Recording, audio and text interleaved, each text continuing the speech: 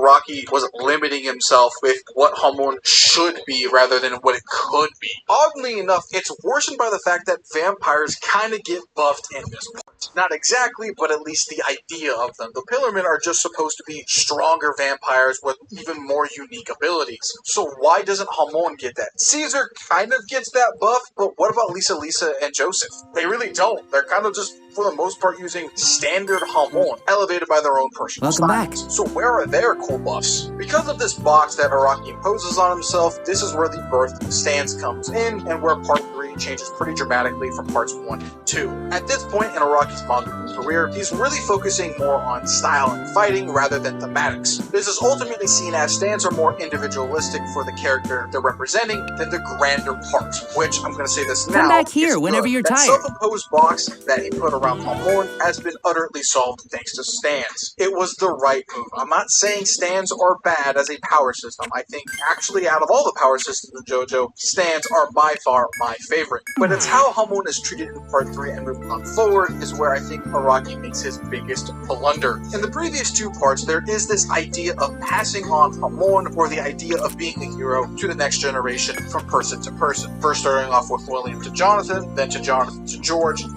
to Lisa to Lisa slash Speedwagon, I'll give him his credit there, to Joseph. However, in part 3, there really isn't a moment of that. Jotaro just kind of becomes the hero. Now, that's of course because of his nature, which kind of fits in with the whole themes of stance, and how they just kind of showed up. But up until this point, that was kind of the tradition, to pass on the title of hero from one to another, through the miracle, or depending if you're Arena, the curse of Hamon. And that being the case, you would think that Araki would send off last of the Hamon power system, or the last of the JoJo Hamon users, off with a bang, or at least a good showing within part 3. You clicked on this video, you knew exactly it wasn't gonna go like that. Hamon in part 3 is piss poor. Old Joseph frankly sucks using his Hamon, he barely ever uses it, and when it comes to the end of part 3, I low-key believe where Dio is explaining to Joseph that Hamon is just this thing of the past, is not actually Dio saying it, but Araki through Dio is saying it.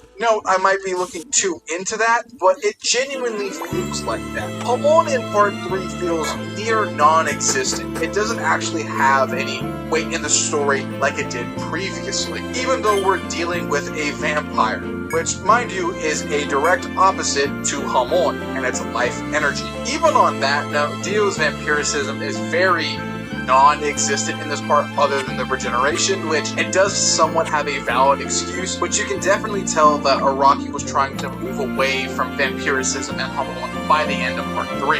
Moving on from part 3 into parts 4, 5, and 6, it becomes non-existent. While there is subtle callbacks to the original parts, Hamon is rarely ever mentioned, if not at all. Funny enough, vampiricism gets more crumbs than Hamon did after part 3. So with that done and dusted, and being left in the ruins of parts 1 and 2, and it's Hamon and then vampiricism, what is there left to say? You want my honest opinion? I don't think Araki wanted to. While Araki's nature is that of change and becoming better over time, mastering your craft, and by the product of that, things are forgotten, is not necessarily a bad thing. Remember, in the context of what he wanted Hamon to be, it was limiting. Stands were needed. However, that's only because of the environment he was in. A limited power system is okay. Fist of the North Star is very, very simple to understand when it comes to its power system with the divine Fist of the North Star and the South Star. But in order to keep up with Shonen Jump, things have to change. Things have to be exciting, intriguing to the audience to keep engaged with your manga. And Hamon, sadly, at that time, just didn't keep up. It wasn't interesting enough to Araki, therefore it wasn't interesting enough for the fans. And while yes, I think Araki could have solved that Hamon issue during part 2, given enough time, that isn't possible within Shonen Jump. It is extremely cutthroat, and is so fast-paced as a company that it drains you. We later see this within part 5, and Araki's mental state there. Honestly, the changing from Hamon to Stans was a massive gamble. Araki first showed his editors what he wanted to do with JoJo's with a new power system, and they were utterly confused. So Araki was in some very dangerous territory. However, it did pay off thanks to the infinitely more creative powers that could come from it rather than Hamon, even if you could elevate it by adding new styles or weird little quirks to it. It's still at the end of the day lightning karate and physical to physical matchups. While Stans can do all of that and more. So there is a clear winner when it comes to which power system is better for the longevity of JoJo's. That doesn't mean they couldn't simultaneously work together. That's what Araki did. Araki was forced to forget or not even look at Hamon when moving on from Part 3. That's just the nature of Shonen Jump. However, when Araki was freed and went to Ultra Jump to work on Steel Ball Run, we can see that Araki still cared for his previous parts, because they did want to remake Parts 1, 2, and 3. Steel Ball Run borrows the previous ideas in the original universe and remakes them into something brand new thanks to Araki's experience. You can clearly see that through the evolution of Hamon evolving into the spin, something that works in tandem with Stance and still elevates the story to even a higher degree, like Hamon originally did back in Phantom Blood. So when Araki is given time to think and use his experience over the long manga career he's had, he's an absolute demon. And unlike the original universe, the FBR verse is still using the spin up until Part 8. We haven't seen anything in Part 9, but seeing that there is a track record with the last two parts, that being Steel Ball Run and Jojolion, I actually will say that it will probably appear in Part 9 in some fashion. Maybe Jodio's brain droplets will spin or something, who knows. But we're going to need to get down an interesting path, and a question I have to ask you guys. If Araki were to keep Hamon within parts 1 through 6 without changing the story too dramatically, how could that be done? Now, my first idea isn't too complicated. While it's small, it still heavily dramatically changes the story, at least in some avenues, but it isn't really too crazy after part 3. That being, Hamon and Stans are more connected than the original thought. In order to produce Hamon, or the Ripple, one must master Sendo. In doing that, you can produce the Ripple or Hamon through your body. Stand users can do the exact same thing, but subconsciously. However, it's not through physical bleeding, but controlling one's brain ripples, or brain waves, in order to manifest a stand. As stands are based off of psychic energy, looking at some data book guides and what Araki has said in the past. More or less, stand users are mental Sendo users. Now, I need to mention this, technically that is maybe true. It's been a fan theory for a very long time, looking at the kanji for Sendo/Hamon to stand, is that they are very similar, and so a lot of people have predicted this is actually true or how it should work. However, Araki's never explained it, so it's always been kind of like headcanon/theory territory. The only reason why I bring it up as a solution is it's the only thing that could retroactively bridge a lot of the stuff in the past without rewriting anything. So if a guidebook were to ever come out basically confirming that idea, it ultimately would solidify Hamon being a lot more connected to the other 4 parts in the original universe. Now, if the Sendo brainwave thing is not your style, we can move on to individually kind of putting Hamon in every part in which it doesn't take place in, which I think is ultimately fair too, but it wouldn't be so crazy that it would change the story. So, starting with part 3, I would only implement 2 things here. One, there are more vampires and ghouls that Joseph would have to personally fight using his Hamon to defeat. Give more screen time to Hamon in this fashion before it officially leaves at the end of part 3. It's simple and sweet, I think it works. On top of that, I would actually say that Joseph at some point in the story gives a comment to Jotaro saying he does have Hamon potential, but the time constraint is too limiting that he couldn't teach him. On top of the fact that Star Platinum is just overpowered and wouldn't need to teach him, which is Joseph code for I'm too lazy to teach you Hamon, which I think is honestly pretty funny. So moving into Diamond is Unbreakable, something similar to the last point happens here. Old Joseph actually looks at Josuke and kind of makes a comment to where Crazy Diamond's restoration ability is similar to Hamon's healing, at least in some fashion. I'm just gonna chalk something up. Well, back in part 2, Joseph got heavily injured during a fight. He's at least healed Hamon, and he's just remembering that through Josuke. Also, he could potentially make a comment saying since he was so gifted with Hamon, it would also make sense why Josuke would also have at least some dormant potential of Hamon as well. But since Joseph is way too old to teach him, Josuke's restoration powers and Crazy Diamond's physical abilities are more than enough for Morio, so Hamon isn't needed. I would also say, just like the previous point, how you can also interpret this as the old guard, the Hamon guard, giving the hero title to the new generation of stand users to guard the world from evil, also plays out here as well, but instead of Joseph being lazy like previously, he's just too old to teach it. Now, going into Golden Wind, you would think this would be really difficult to somehow put Hamon, or at least the idea of Hamon, within part 5, but it's really not. Now, the only person that would be able to say this would be the narrator directly talking to us, and that's in Giorno's backstory. Either super directly or at least implied, the author would say something like Giorno's gold experience's life energy is similar to Jonathan's Hamon and how it was able to create life, just like Jonathan did back in part 1 after being killed by Zappelli. Either Either that or maybe one of the side characters, I don't know, like Mista or like Bruno says, Jordan has this like ripple like word to him, could work as well, but past that, I think that's fine. I think that's the most you could do with Home Alone in Part 5, or at least try to subtly put it into the story. Now, Stone Ocean has a really cool moment here that I would actually place towards the end of the story with Jotaro and Jolene. After Jotaro saves Jolene, I would actually say to some degree that Jotaro makes a comment about how Stone Free and Herman Purple seem very similar to each other, but that Jolene and Stone Free are leagues above Joseph in terms of strength and standability, and that Jotaro is impressed of what she's been able to do without him being there. So, really sweet. But during the last fated encounter between Jolene and Jolene uses her... Really? You need your leg to shoot, Raymond? Long past. Because if Poochie gets to throw knives in a reference to Dio, I'm giving Jolene Homon against him in the final fight. And maybe even landing a few blows or two, making him exhausted before the final encounter with Oreo. I don't care, it works, it makes sense. I don't know why there was not any grander nostalgia bait trip to Jonathan during that last fight. It pisses me off to this day, it's fine, it's okay, but that's what I would do to suddenly put Homon back into Part 6. I guess in retrospect, that part wasn't subtle, but you get it. Looking back on it, I don't think Araki ever punished Homon. It was never the original intention. The environment around him forced him to evolve, slowly putting him in the back burner until he could never use it again. Was it partially his fault for limiting himself? Maybe, but I wouldn't really say it was entirely his fault. It was just a simple mistake that I can thankfully say that he tries to at least repair with the SPR universe, and maybe even during Part 3, but at least very, very subtly. So that all being said, like, comment, share, subscribe, follow me on Patreon, stay hydrated, and I will see you in the next video. Thank you. Deuces.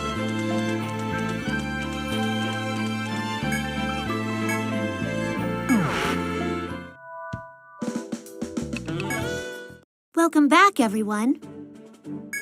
I am at your service. Here you are. Is there anything else? Ah, yes.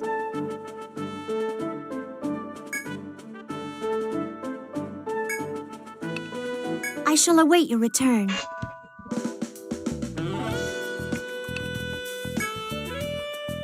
Hello? What you got for me? Thanks, I got some new goods. Go on, is that all you came for?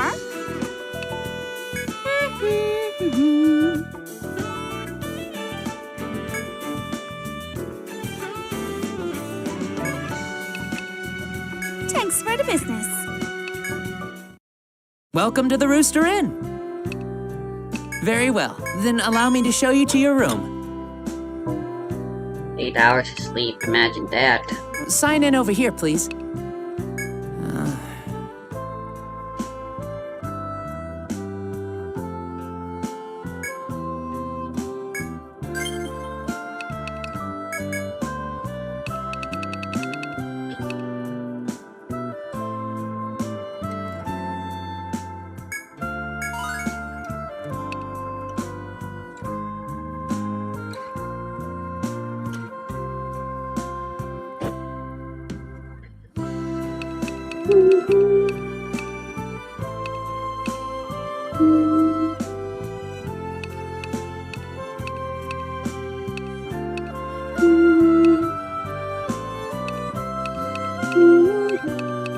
You know, I kinda regret getting Defender. It's one of those things where you don't realize how bad it is until you actually got to try it yourself.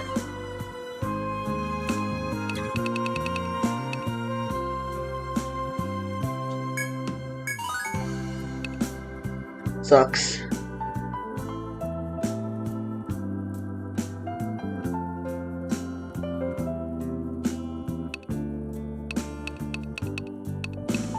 Clear strike. It's not caduceus, but it'll do for now.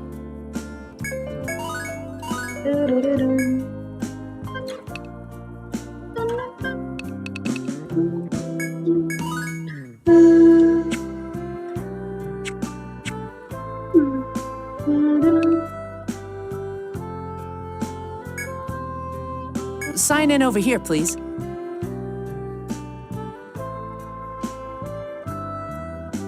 Well, be careful out there.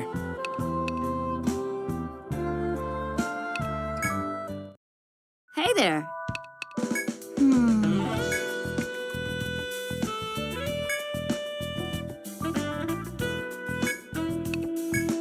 to ask around?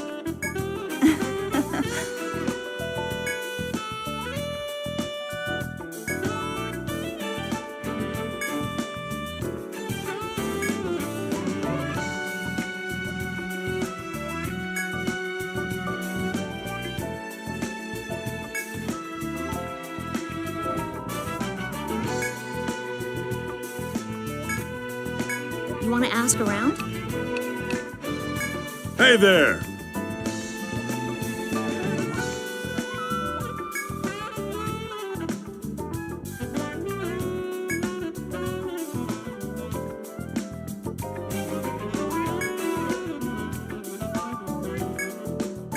You want to ask around? An explorer!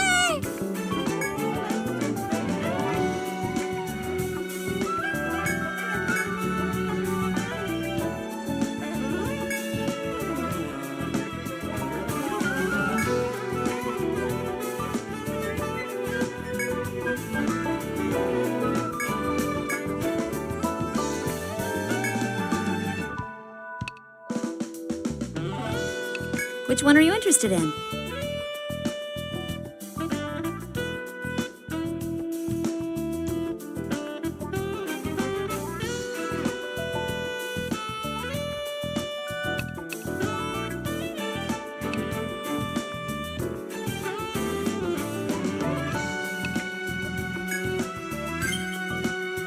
Ah, that one.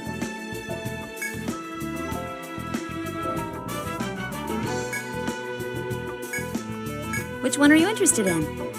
Ah, that one.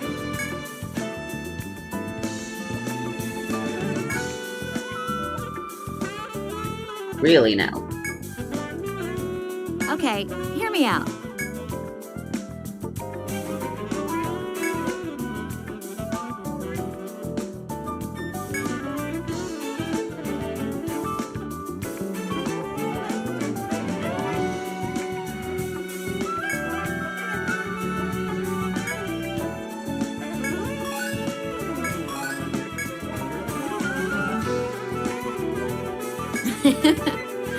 Well, which one are you interested in? Ah, that one.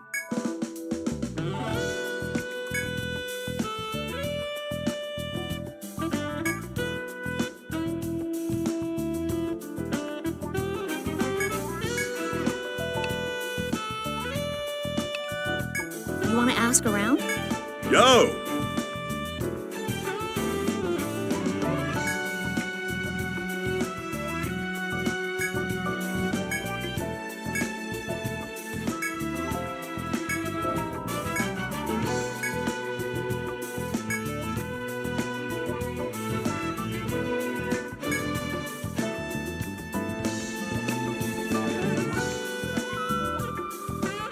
Is this actually just gonna give me the answer directly? I mean, we're pretty much gonna figure it out eventually if we just explore. There's probably gonna be some sort of... Oh.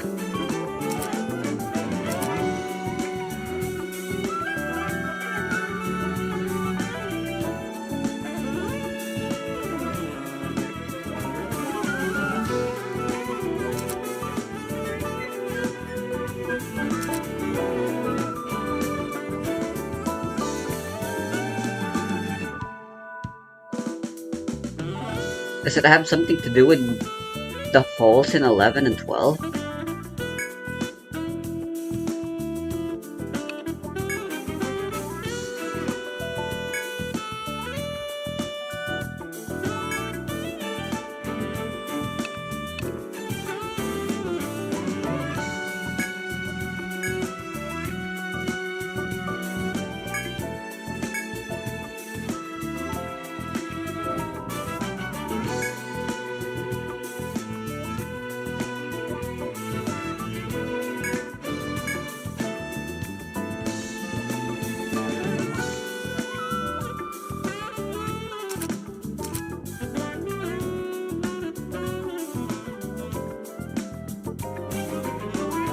It would make sense.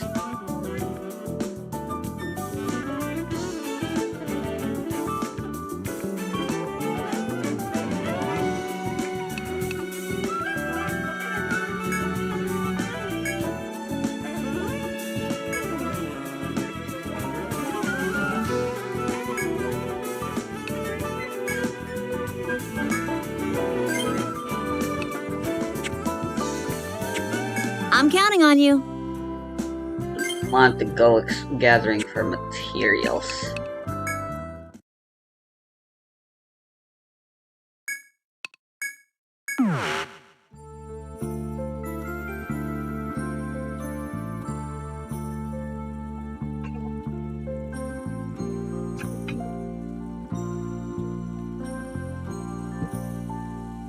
Switch to it.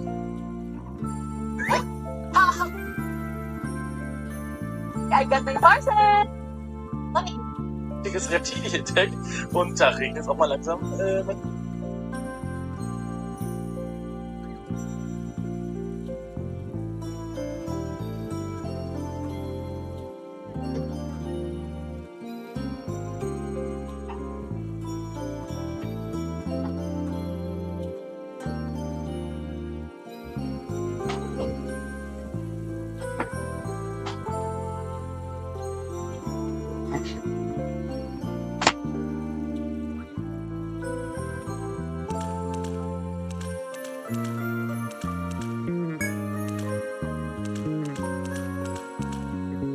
I kind of figured it out by now as well. I also kind of already know which hole to fall down on. Jeez, did he really have to turn it into a riddle? Is he just trying to fucking show off? I'm actually gonna punch him.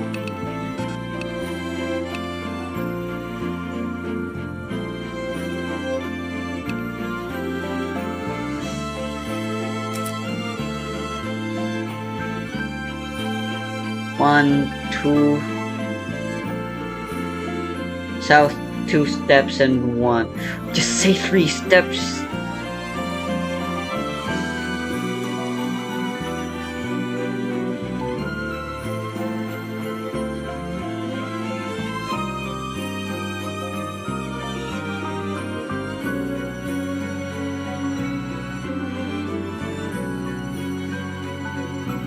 West 1 step and again. South 2. That's impossible.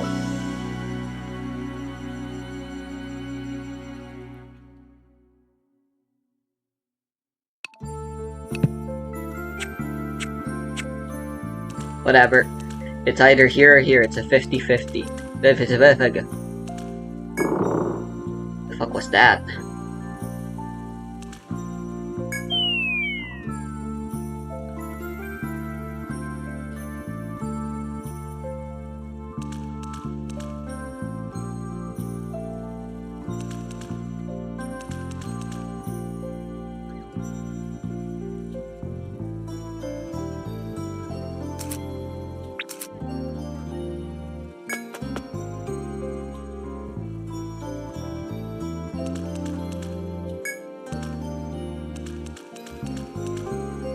I am correct that west is left, right?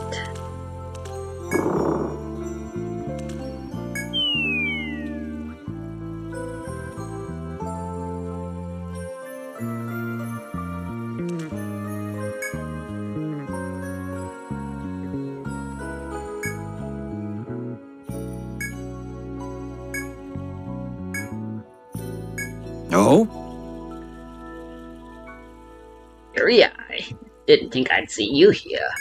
One of the regulars at the pub came worried about me and hired you to find me, I presume. If you say so. Well, I apologize for causing others to worry. Still, you didn't have to come here using the note I left behind by any chance. I guess it helped. Oh? That's so. Allow me to ask you this then. What is the sun? It was a mining point. You are indeed very skilled and clever adventurers. You have my respect. You're okay with that, right? It matters not right now. You see, I'm here on business. Since you're here, could you lend me a hand? In a matter of seconds, a certain monster should arrive. You're good at fighting monsters, yes? You'll do it, right?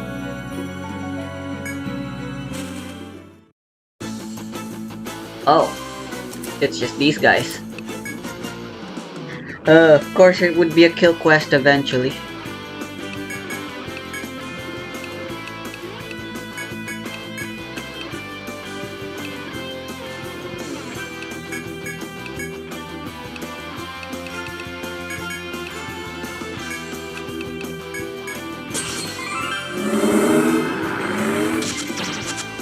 Whoa, they poison.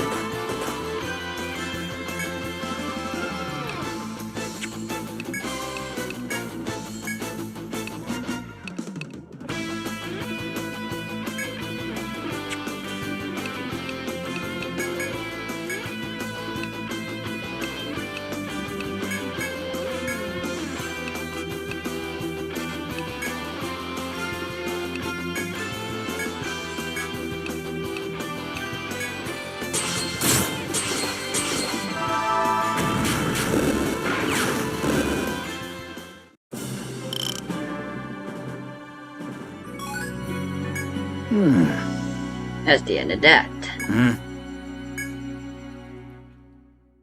If you say so. Futile resistance.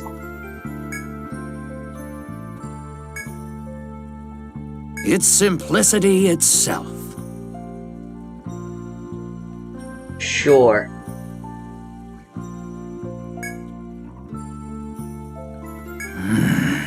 This one isn't it. Well done. I apologize for involving you in my work.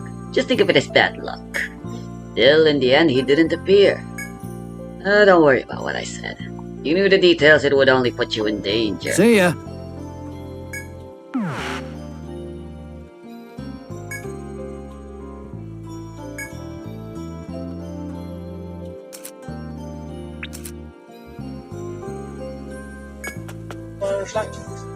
Mal schauen, ob es einen ordentlichen...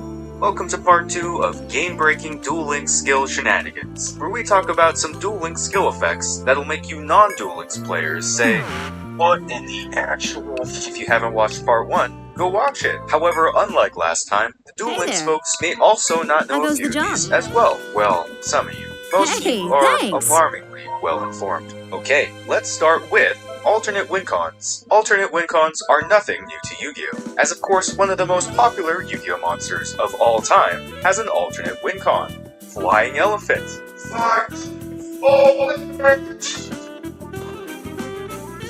Well, Duel Links has some alternate win cons as well, implemented as skills. And fun fact, they're just as bad as regular alternate win cons. We've got Destiny Board, You wanna which is ask literally why? just Destiny Board, Well, the card, it's you. as a skill. Now, this one makes sense, since trying to spell out a In that 5-letter case- word on a 3-letter board is probably I'm counting pretty on you. challenging. You just get Finn, or DEA. Depending on which version you're using. However, it's better than the card Hi, it's since you. it doesn't What were you consume thinking? your Who should I background. bring out? We also got Zane's Fatal 5, Bye! which Keep it instantly quick. wins you See the you duel around. if you attack 5 times with one monster, which is kind Welcome to of the pointless Rooster because Inn. 5 attacks with most Sign monsters in over that here, can please. Come multiple back attack here whenever will you're tired. instantly win you the duel anyway. Removing board locks. Yu-Gi-Oh! Wouldn't be Yu-Gi-Oh! Without floodgates. What better way to play Yu-Gi-Oh! than to stop anyone else from playing Yu-Gi-Oh! Now, floodgates come in many different Oh, forms. it's the warden traps, though. We got 3. spells, Why and not even use monster effects. However, there's a specific set of floodgates that floodgate your It's opponent bad. from their field. Things like Ibli, which summon itself to their side and blocks them out of non-link summoning. Or Ra's Disciple, which can lock decks out of summoning anything that isn't chicken. Or his friends. However, many skills in Duel Links have a built-in removal for these. What the One fuck? of the activation requirements for multiple decks in this game, like Order of Chaos, involve shuffling cards on the field into the deck, or sending them to the graveyard, getting rid of all the floodgates and lava golems for free. And yes, before anyone asks, Lava Golem is run in Duel Links in the year 2025, if you can believe it.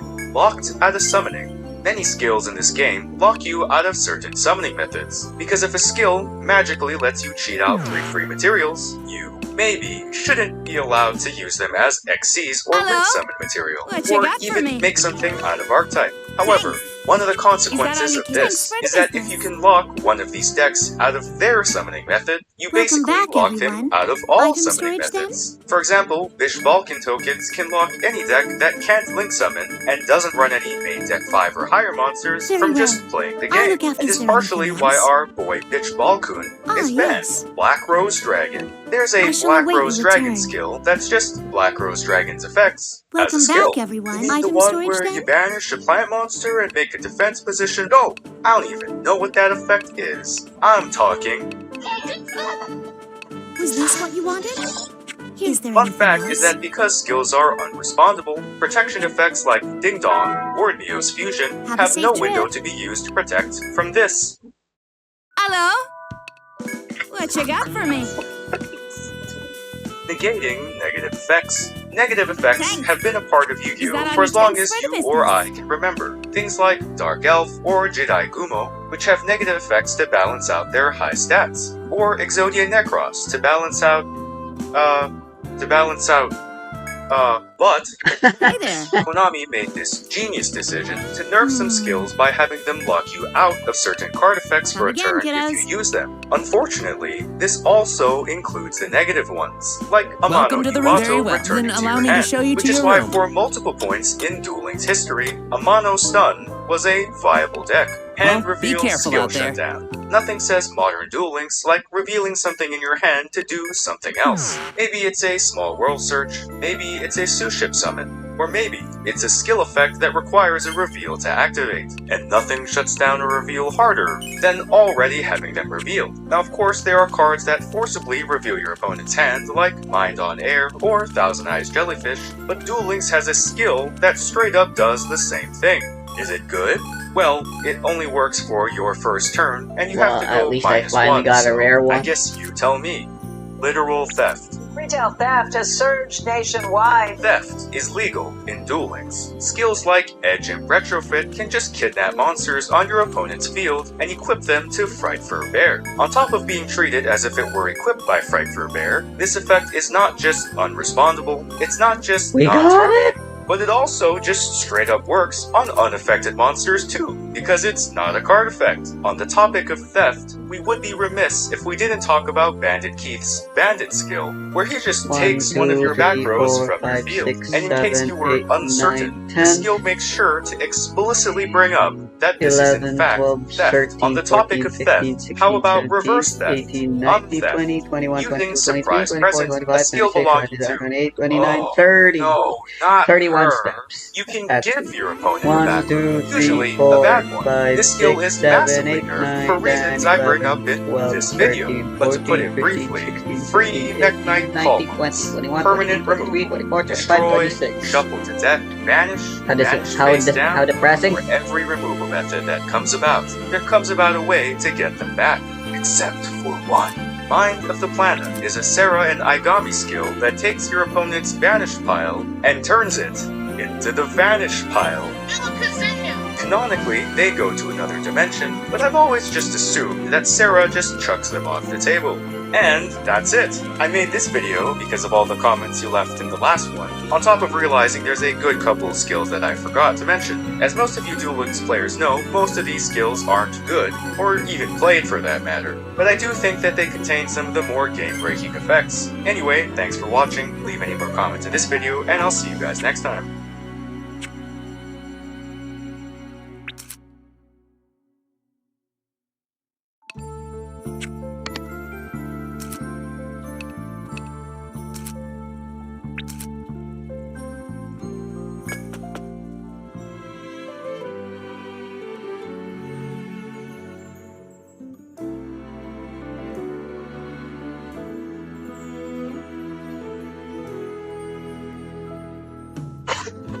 Para sa segurisang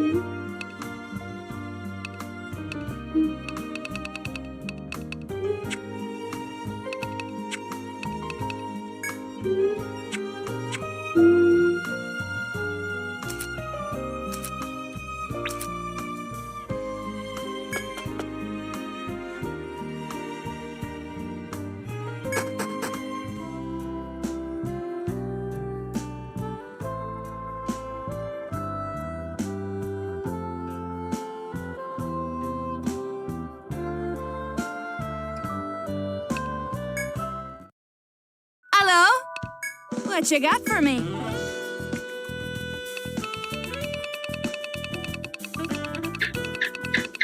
Thanks. I got some new goods. Go on, take a look. But we managed to make it. Sometimes it's gonna pay Is off. that all you came for? Kind of get the feeling that the payoff here was that it didn't really pay off for anybody. Like there's no Oddly huge enough, fallout. right? Thanks for the business. I mean, he's got the Medora and the Keldo engraved. Having both of those. Welcome to the roost. Very well. Feel a little Then resty. allow me to show you to your room. But you also extend that to your opponent too. Alright. And So then she activates Medora, the Shizu Wars. and then Hot activates Medora. So he's going to target Medora, Diviner, and Kelbeg. And now Honey's going to chain the Medora, targeting Keldo. So that exiles Right, something heart. from the opponent's graveyard. And then that's the counter.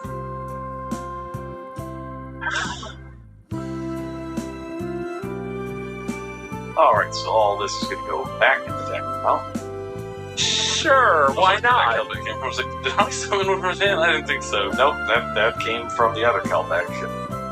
Still in that graveyard that was once. The graveyard did have a lot of cards in it, now just the one. Now we're going to get 3 here from Marley, and Keldo's back again, along with another Medora. And the star in here. No Tearlints again. So there's only 9 more in the deck. So while Jesse hasn't gotten any fusion summoning effects quite yet, he's going to be pretty certain that Honey's not going to be able to do it either.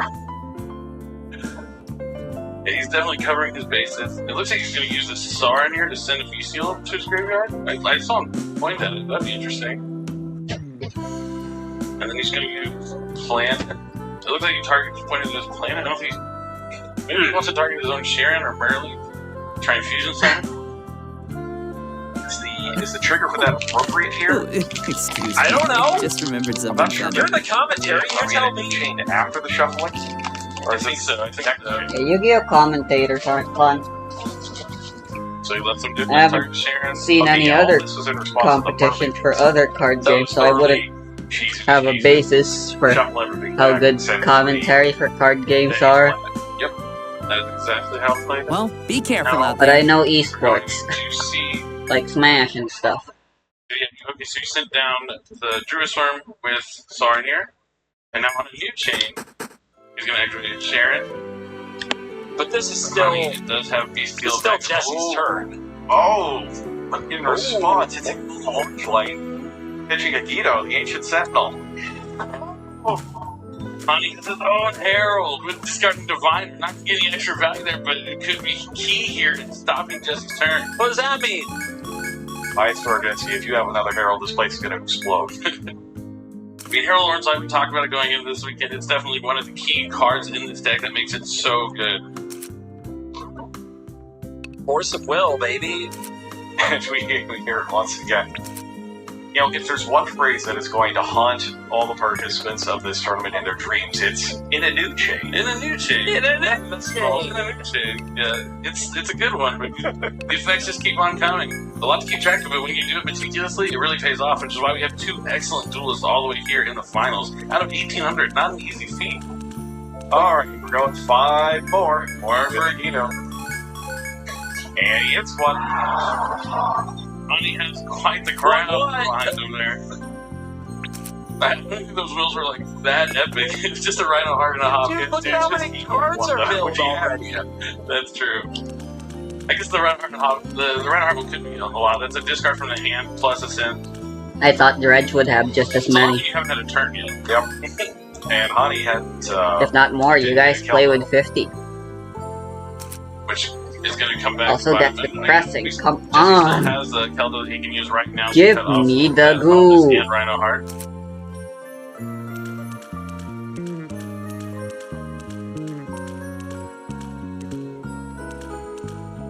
If this started at unfortunate, but 60 resolve minutes, this it now, feels like and longer. they're in a new chain.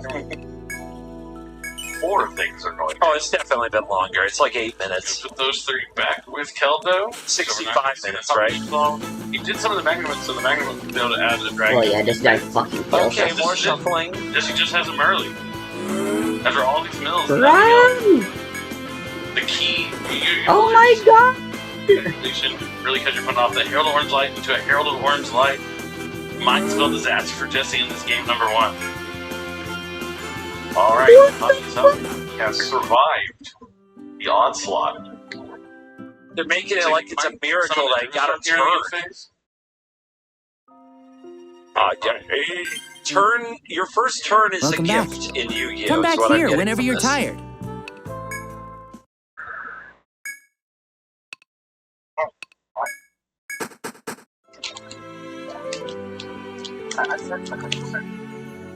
You have a judge call going into turn 1, I think.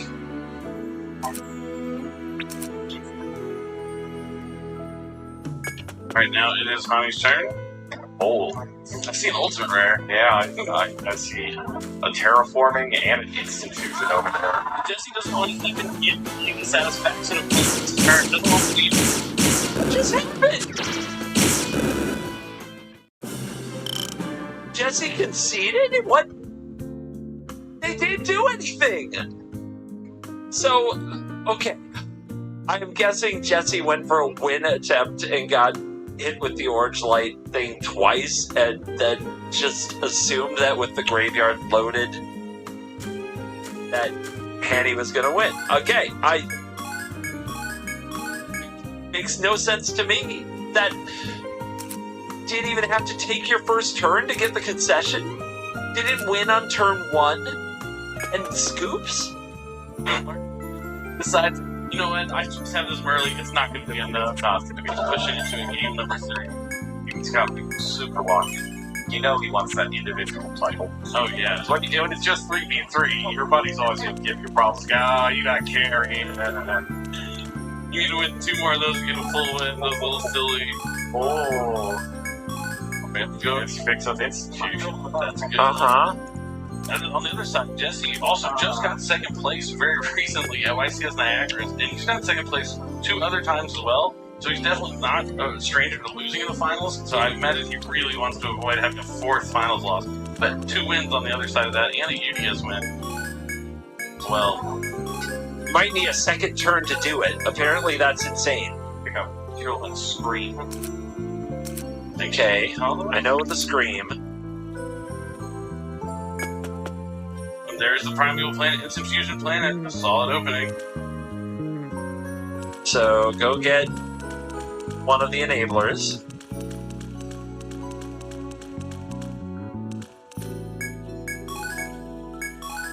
I'm gonna take a second and actually pull up the cards from the deck from the video. Activate the screen. It's reactivates Kid Close, special summons Rhino Heart, and sends Kid Close. Okay. I remember the Kid Close. I remember the tutor of everything you want and the Rhino Heart. 3 first. Nothing. Ah, it's you. What were you thinking? Kid Kalos is not payoff, it's your requisite. Screen, Sharon, and Merrily. That's something he got wrong. Tutor? Dude, it is just Dredge. Rhino Heart. It's just Dredge.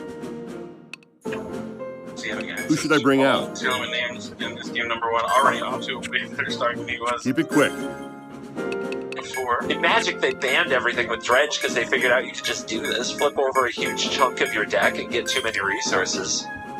This is just the way this deck plays. It's just Dredge. What were you thinking? That party works for you? All right, hold on a second. See you around. Yep, here's flank. Hey there. Yeah, look at all of my How goes stuff. the job? I'm gonna Hey, get that. thanks. I'm gonna get that. I'm gonna fusion some of those into this. Happiness. A screen. He's gonna add Prime. Yep, go get the trap. Go get the trap. And it's all resolving. No beast deals on. I'm counting on you. Well, it's got to be Alright, Herald you. of Orange What Light, were you right? thinking? Is the Who interaction. should I bring out? And Kelbeck. Who should I is the bring out? interaction. And it said bestials. Keep it quick. See you around. That require. He honestly sounds actually effective. Do like the. I didn't know he was a fan of Fiona. Welcome back, Starlight everyone. calls out a darkening blast. Very pretty. I am at Don't your know that service. one. Is there anything Omni else? Murphy Item Irving storage there? return. Very well. I'll look after these. I shall await your return. Oh, I get it, because it's snow. Oh, dude. I see. I don't know how a judge keeps track of any of this. But you would never know that. A certain segment of the audience will understand. The cards return into the Hello? deck. Your Rura comes What you out. got for me? Thanks. Is that all you came? Thanks for the business. Welcome to the roost. Very well. Then allow me to show you to your On room. the menu here for Jesse. It's a Magnum. Okay. That must be a return. Reanimator. Said orange light. So that must get back the Herald of Orange Light. There it is. Gamma? Did in fact draw Gamma. And commentator Cursor kind of said you hadn't seen one yet. Yeah. The last one of your last chances. There it Well, is. be careful out there. Resolve, or is Rokolos gonna get it? Chillman's Rucolos. Oh yeah, this one. Moves in effect that special summons a monster. Negate the activation, destroy it, and send a Chillman's card to your hand or face up field. Graveyard. But this is gonna resolve. So it's going to destroy the magnet from Jesse's hand. The driver comes out of the deck into. Yep. Counter the counter by discarding something. Gotcha. Still turn one. Still turn one.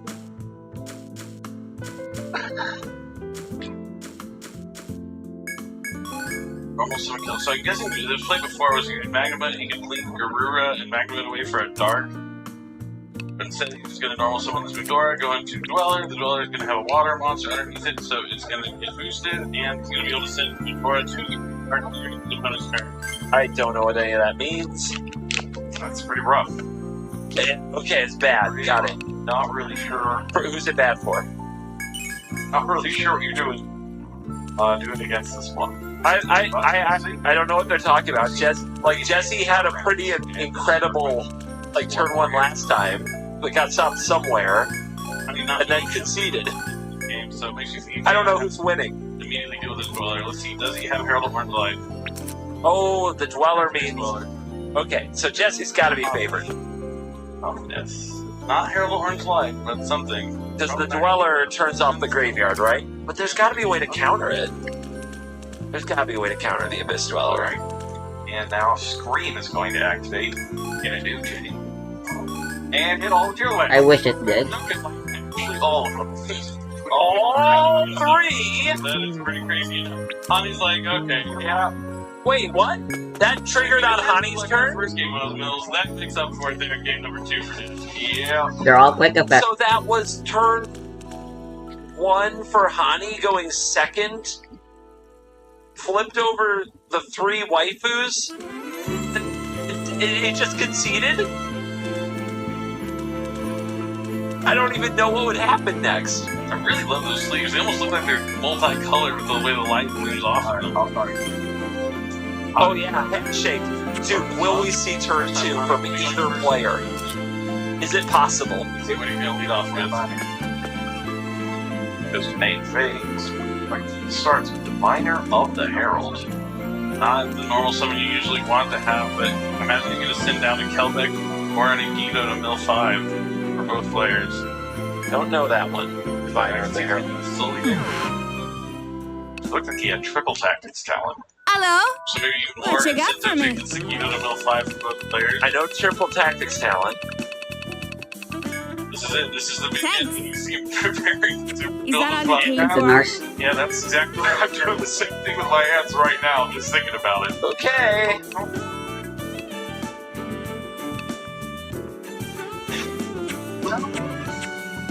Thanks for No the response, business. both players. All right, we got it. Doing it.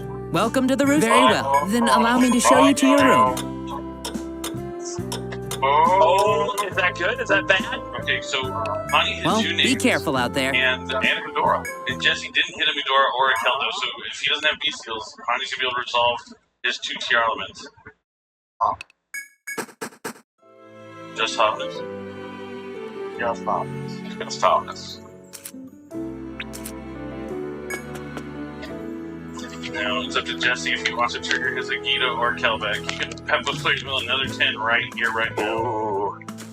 That seems awfully Could be risky. encounter rate. He might survive. Don't do it. Nope. Nothing good will ever happen. We're gonna see This is game number 3. Let's do it. How exciting! They're just gonna throw cards in their graveyards. Yeah, I guess. Who knows what could happen? Looking for his Keldos and Keldex. Some people just like to watch the movie. Send back Sharon. Gonna send back Instant Fusion. Interesting. With 10 cards coming up to mill, I wouldn't want to put back cards I don't want to mill. Alright, so we're chain link goal, 5. Can we make the number bigger? So you Doesn't really matter. I just want the strawberries. I just want turn 2. Or orange light pitching Kelbeck. And the game really doesn't want to give it to me. Alright, we're up to 7 now. Do I hear 8? I do not. We're saying it's 7.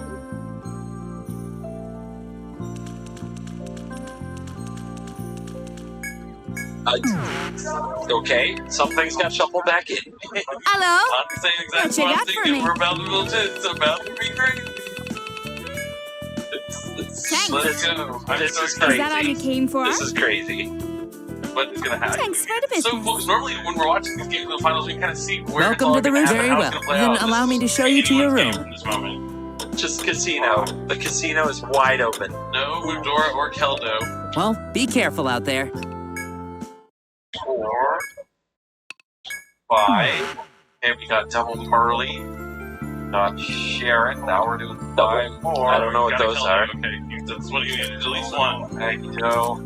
Scream, Popness, and Sharon. I'm guessing Keldo's the Kawaii Heart. Looking for Keldo. Rhino Heart. One's Keldo. 0-4 ring. No. No Keldo. No.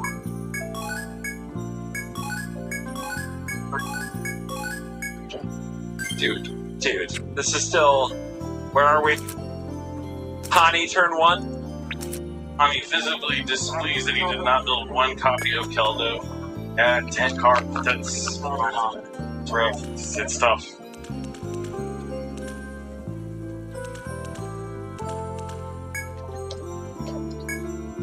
Alright, well, we're gonna go Merly. Hello? What you got for me? Merly Thanks. can have this. Is that all you came for? I think we're still in the previous shape, by the way. Yeah, how many effects are there still to go?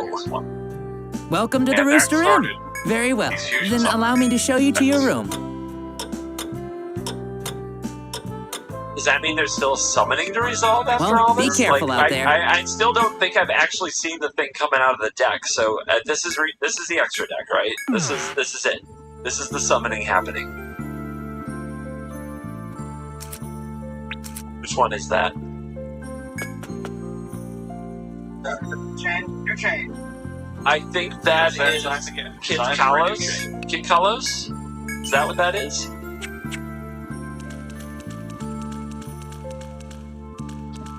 Which is now search up whatever you need.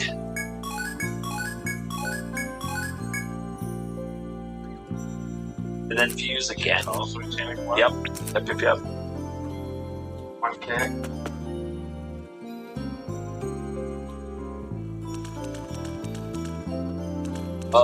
I give up with this.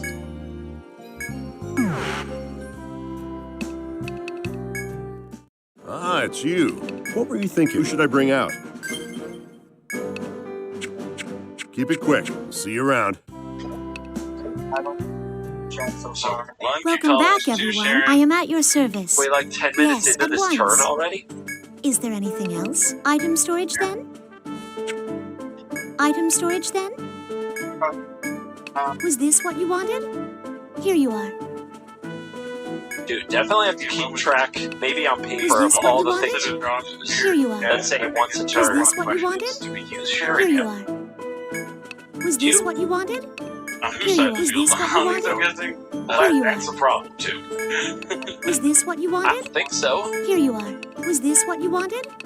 Here you are. But how would I know? This looks like the two. Let's think about the Rhino Heart. So, 1, 2, 1, 2, 3 Rhino Heart, Was 4 this what you screen. wanted? Here you are.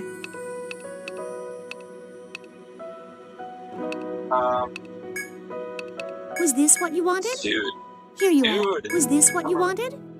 Here you are. Item storage then? Really? Rhino. What do you think is the average length of a game at this stage in the meta? Is it like is every game a turn 2 game? Like what does it, how long would a 3 or 4 turn game take? What would that even look like? Now we're chaining a Keldo. Boring. Chain like 5. What's going back? Okay.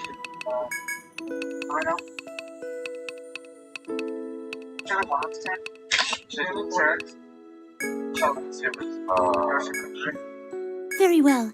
I'll look after these. No, literally, if a game lasts that long, it usually means both players fucking got nothing. If the sharing is activated but doesn't resolve, does that count? That's the once per turn. I shall Oh, await your somebody just return. took a screenshot. Hello? Oh, but what turn What you got for me? video is at this stage? Oh my god. Thanks. Wait, there's a Is that all 47-minute you came video? for? Maybe there's like a... Maybe there's a ceremony or something. Thanks for the Trophy business. ceremony. Welcome to the Rooster Inn. Very well. A quick rest, right? Of James course. is finally resolving. Cartoon shuffle back thanks to Keldo. Screamer's gonna Well, have be Pride. careful out there. Now I think Rhino Heart is the next one that resolves.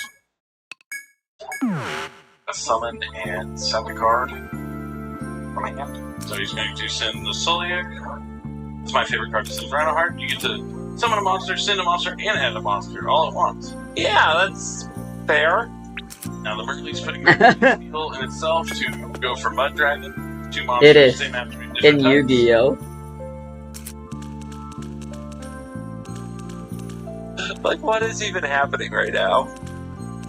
What's the sideways position even mean? Now Mercury's going back. These 3 go back. That makes Defense Blackmark. position.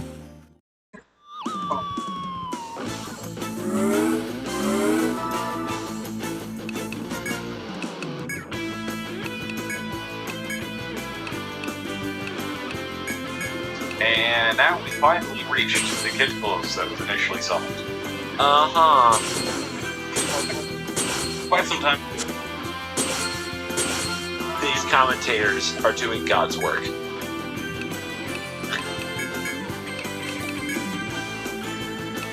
Mud Dragon, I think I saw this. Was that in one of like the toxic videos? The Mud Dragon is interesting. In a deck where most of the things are dark, but Mud Dragon is not, you'll shift it over to get that target protection to the dark. Yeah, and if you don't shift it over, you can also still use it with the bigger fusion, the Kaleido Heart and Talos. Work well there too, but yeah, I feel like shifting it I mean, I guess that keeps the Kaleido Heart from absolutely clowning you. It really comes into play a lot. Protects you from stuff like Kaleido Heart. I could do this job. Can't. Is Honey still figuring out what to do with this kid Talos here? I believe so. I mean, it has a few lines of text about searching and discarding. A lot of things happen. It's a lot of stuff. Oh my god. The circumstances have changed significantly in terms of what he does with fun. Who's winning? Getting that Keldo off the build really hurt Honey. Who's winning? I'm gonna send Rhino Heart with Talos. Now, on a new chain. Nobody's taking any damage. Who's winning? New chaining one. Rhino. Now, potentially chain 2 Soliac. Final Heart also will trigger. Motherfucker. Spend 15 minutes on turn 1. No damage has been dealt. Who's winning? Jesse actually not in bad shape right now. Thank you. That's the closest I've received to like an update on what this actually means. Jesse's not in bad shape.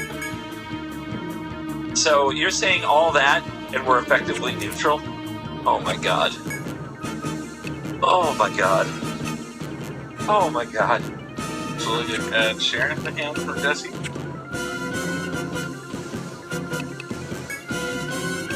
Flyhard spins the Talos back.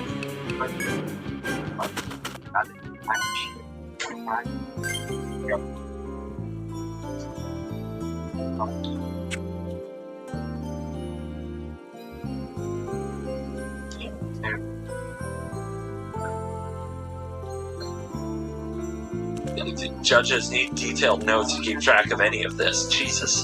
So he is going to swap the attributes to Dark here at the Mud Dragon. It's been so long since this Chainsaw I completely forgot. Right arm is going to be a thing here. Target's right arm is set. That's getting close. Yep, now it comes back. And looks like he also discarded... Oh, yeah, Reinhardt. Yep. Of course. He is trying to decide what he wants The to waifu. see what's the leader. Reinhardt, a guy. Still turn 1, by the way, I think.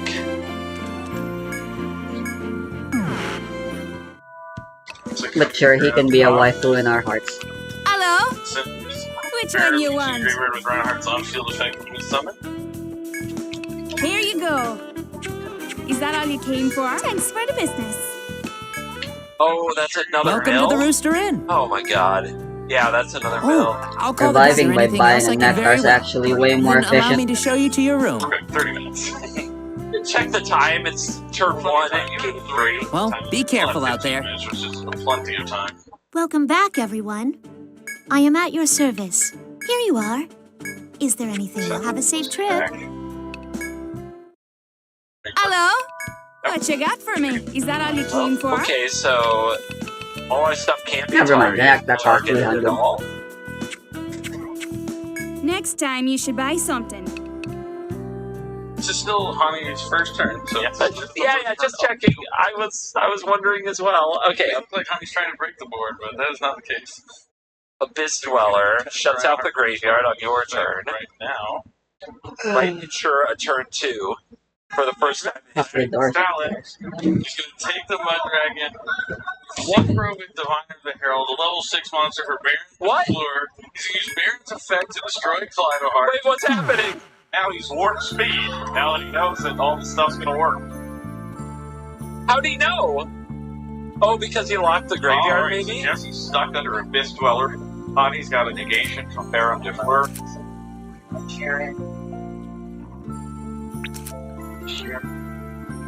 But he does have a lock card in his hand that he's able to add from 6 mills, though. But does he have something to do about this Dweller? Will Dweller Baron be enough to win Hani the Weiss in his capacity? He drew a card. Does this mean it's his turn? Are we on Activate Jesse's again. turn 1? Did we make it? It still looks like Hani's doing all the Does he have things. his hand right now? I think at least 6. If not 7. It's a few. He did use Herald of Orange. Was this where he Herald of Orange Light and then got Herald? No, that was the last game, I think. Only Hani had Herald of Orange Light in the game. I can speak. Dude, come on, man. No, there's a Herald. It's a graveyard. Come on, commentators, who's winning? Middle, but yeah, Hani was the only one who used it. And now Jesse's going to reveal Keldo, discarding Medora. That's my class. I love that all the things that I love the most. Oh yeah, Keldo.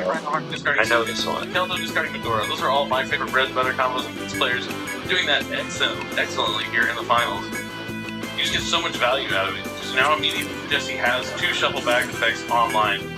Well, I guess not, since it's going to not be on the field, they're in the graveyard. Yeah. Abyss Dweller won't be able to use them. The Abyss Dweller shuts it down, right? Gonna activate the Rod negation here. And I guess the play is just, if you're thinking about it, like, what can Jesse do without the graveyard? It has to do it on Not Hani's turn, turn right? We all. have to have a turn 2. Those cards would be good on there. Something like triple attack with talent. A little reversal of fortune, the triple tactics. And if you can't equip board, you can still set up maybe like a primeval plant. And then since the dweller's done, you can do some effects during Hani's turn, kind of clear the board. Hani doesn't have a lot of cards. He just pretty much has his Baron and the Abyss Dweller. Maybe like one in hand. It's like 4 cards, Jesse. One of them should be a crime, should it not? Yes. And a Sharon, I believe. Fine, Sharon. How many cards does Hani have? Is it just empty-handed?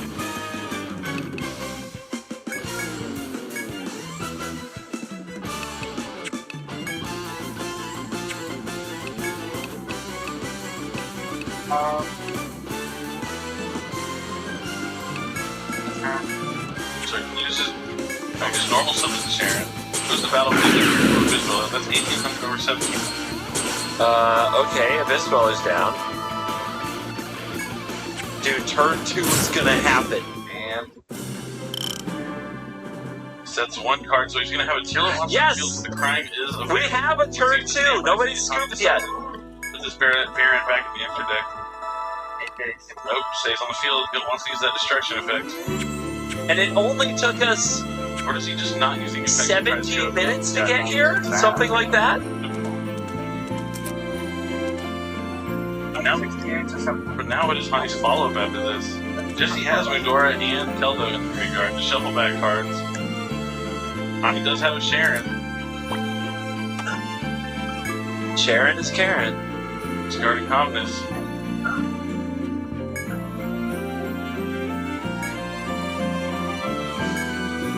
And is that the it's Medora. It's a Medora. Okay. Go 5?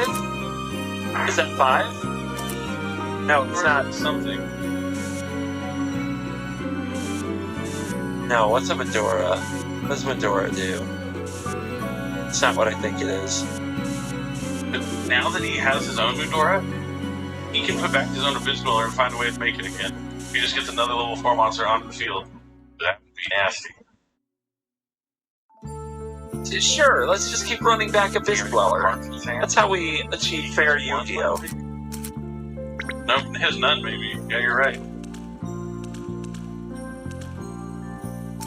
So he's just gonna activate Hotness. This is gonna prompt a Keldo here from Jesse, or Medora.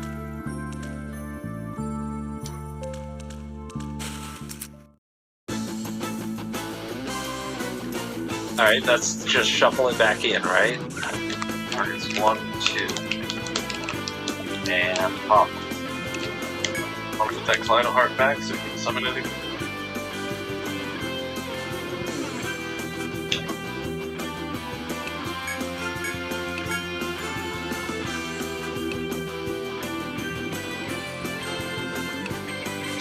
Now you're gonna chain the Medora to put back Keldo. God, it's like we're just warming up with turn. We did infinite turn 1, and now it's like turn 2 is just moving just as slow. It didn't like speed up once all this information was revealed. Why is that? Does it get easier?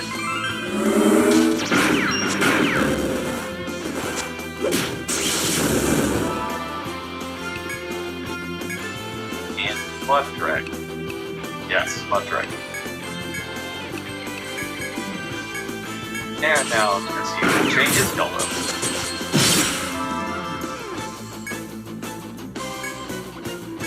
Shuffle, shuffle, shuffle. Shuffle, shuffle, shuffle.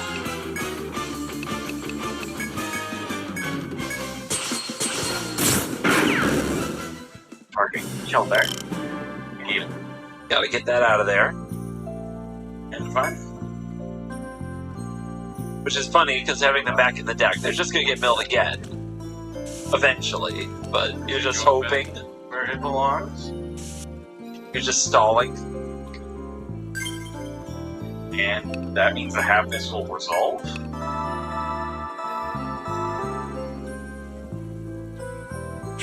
Which one's the Havness? I don't know. What? I think that might just be a different Havness. There's only the Oh, first yeah, target. yeah, yeah. Target. Havness is one of the enablers, one of the mill threes. Destroy his own Sharon. Sharon effect's gonna trigger. Here we go. Here we go. What's happening? Everything out of the graveyard now.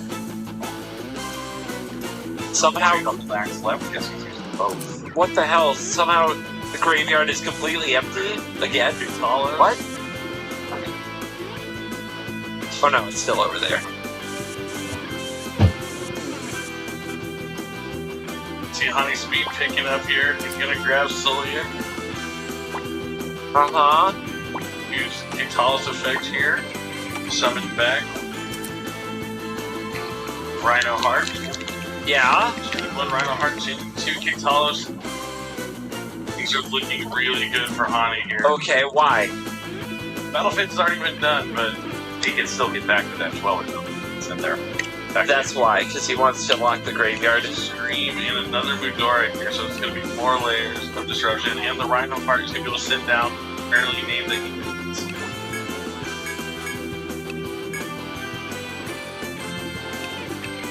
It's still only turn 2. They speed up too much and make a mistake. Heaven forbid. It's only 20 minutes to go in turn 2.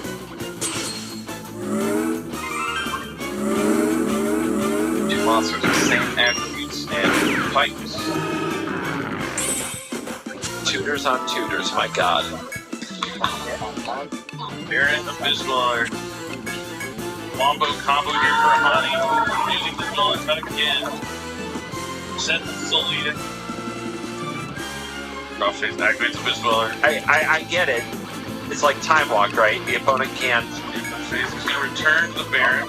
I didn't have it. They're on. Stand by. So excited, look at him. Graveyard. He's losing his mind. Elements, maybe early until 3, and he also has Solia that'll be online then. Yeah, so no graveyard actions on Jesse's turn. Iconic card here this weekend. Is iconic the right word? So, oh my god, dude is rocking, dude is sweating. Jesse's taking a look probably at whether or not it's a cost to send it back into the extra deck. Goes back. Oh, sure, it's one-sided. Rhino, Great Confusion Summon again to go for a Kigtalos that you let him add a Hobness. And with that Kigtalos with the Solia, that's Effect Negation, mill 5. It's shaking. Something must be good. You're shaking. What? What did you just hit him with? It must be a trap card, like a one-up trap card or a one-up hand trap. You can climb out of this game. But You don't play hand traps as a one-up unless you're he won't get to fusion summon, fucking but crazy. that means that he still stays in Jesse's hand. He might not be able to deal with the board.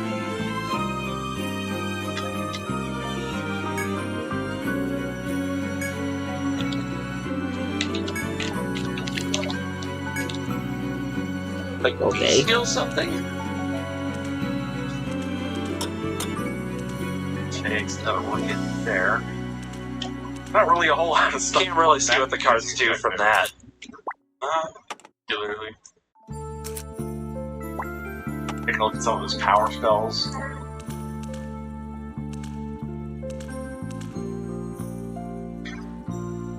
Yeah, so you just try to graveyard lock? You just try to Abyss Dweller the opponent at the end of each turn so that you can start attacking them? And if you chain that for 1 or 2 turns, you can probably just kill them.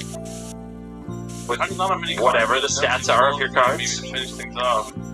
1 turn's all it takes. Well, we're going to see the return of normal summon Sheeran. This is I don't know how good that is this time, because this is really big. not as well as the other one. Incidentally, buffing Reinhardt as well. I mean, Hunter doesn't have anything like proactive right now, so Jesse could theoretically kind of pass almost and be okay, but he does have Laura. Yeah, just Normal summon. gotta do everything on your turn, I guess. Yeah? Do turn 3! Turn 3! There's just a quick effect from the field now. Let's see what Let's go! He draws early, a monster of any kind. Looks like he did. Switches to attack the team. So sideways is defense position? Okay. I thought it was face down was defense position. Maybe I'm just missing, like... Okay, yeah, I see the face down card now. I see the back row. Okay, it's fine, it's fine. First time watching Yu-Gi-Oh! Gameplay, guys. I think I'm doing okay.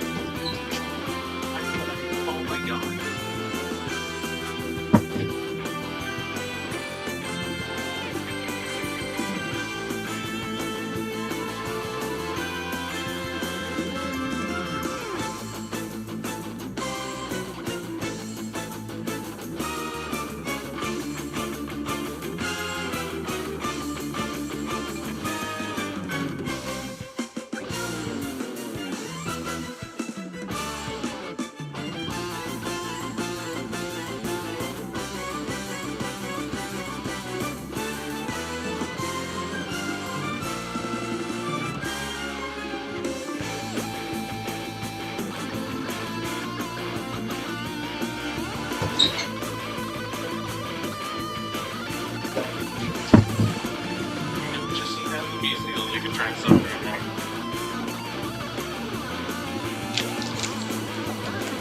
What would that do? Who's winning? Who's winning? Use the effective build right here. And life total, I don't even think the life total is right. I'm pretty sure there are attacks that weren't even recorded. I think they just gave up on the life total. I think commentary, like, coverage just gave up on keeping the life total. So you've run a physical or out of materials twice now. Do you think Honey will be able to summon a third time? It would require, it's a little sketchy. You need to, probably need the diviner again. Why not? The great probably another third time. Looks like here comes the Saranir. He's probably just trying to put some monsters on the board. Yeah, if he can just deal.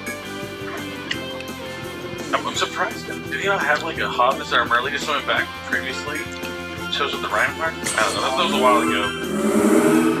Now the Saranir's going down, banishing Merly. Goes to battle phase, attacks over Reinhardt. He's gonna activate Cillian here. Now Jesse can And use Jesse Prime. finally uses Prime. It's been there. No,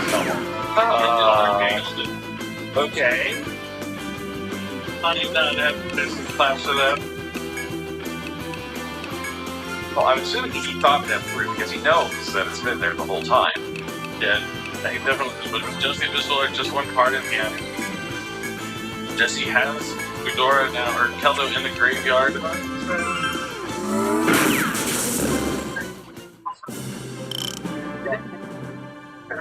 Dude, so fast! He was so fast. So that's fine there. He did in fact. Check the replay. A little out of work. Not a cost. Divine Wrath is cost. This is not. So these two are becoming Dark, the Dark Charmer. Oh, what's that? That's exactly what he needed. There's a monster on the board. He's going to kill another monster. All he needs is damage right now. What's happening? What a top deck. Man. What a top deck. He slammed that thing on the table. I wondered when he was holding card, is it a bestial he's holding the time to summon? And in fact, it was that Magnum He's going to be able to add the Druid Swarm at the end phase here. What? See if he still summons the Druid Swarm during the end phase. Yeah, so I don't. What's Magnum? What? What's that even mean? Right, you gotta draw it out now. The best fucking hand trap in all time. He has game on board. If he attacks with a dark, I believe he has 5,000. 67, 67 minus 18. They updated the life total.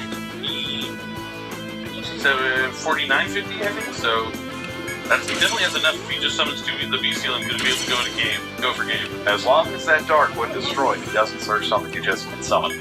Very true. That dweller is out of materials. We got to turn 4. It did speed up a little since turn 2. He doesn't use the Keldo. Oh, he shuffled it back to the zone. Okay, yeah, let's get that one. Yeah, the pitched it with the crime, right? Oh yeah, he did have it.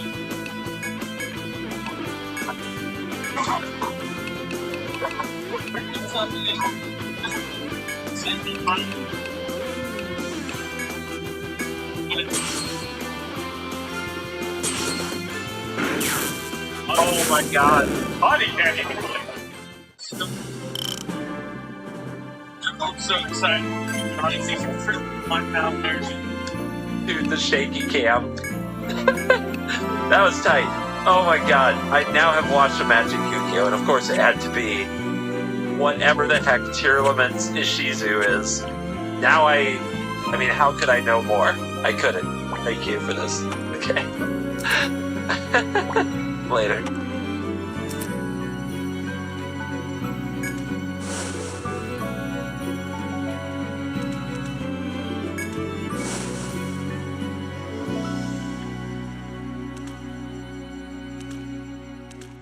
Water tiles are so fucking annoying.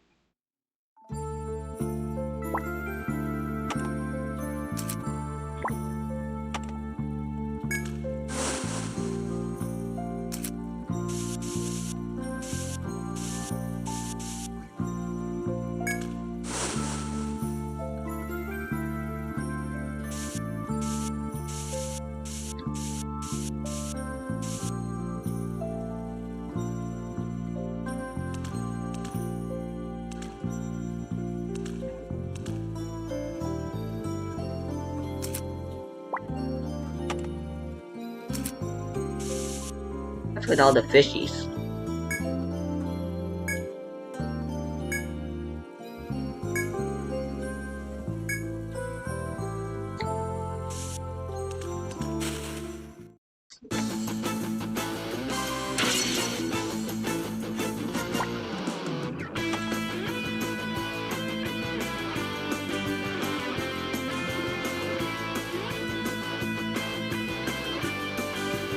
What's going on, guys? It's Zemo. So I may or may not be playing some Magic in the near future, and I may or may not have gotten sent some cards that I may or may not be playing with, so I thought it would be fun to switch things up a little bit. Typically, we have the Magic player rate Yu-Gi-Oh cards, so in anticipation of this game of Magic that may or may not come to fruition, I thought it'd be fun to do the opposite and have the Yu-Gi-Oh player reacting to Magic cards on my channel for once. Typically we do this on like CGB's channel, but I thought especially since like I'm going to be playing, I need to look at these cards anyway to have like a modicum of an idea of what the fuck I'm doing.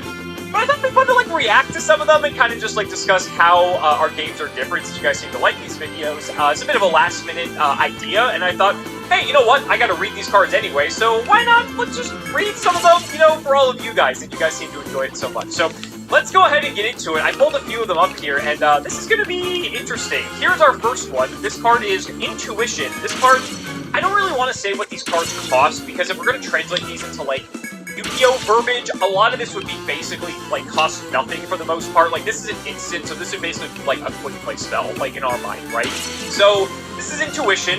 This card says, search your library for 3 cards and reveal them. Target opponent chooses one, put that card into your hand, and the rest into your graveyard, then shuffle your deck. So, this is instant speed, painful choice, that is 2 less cards than Painful Choice. For those of you who are watching this and are unaware, Painful Choice might objectively be like the strongest individual card in Yu-Gi-Oh! In a vacuum.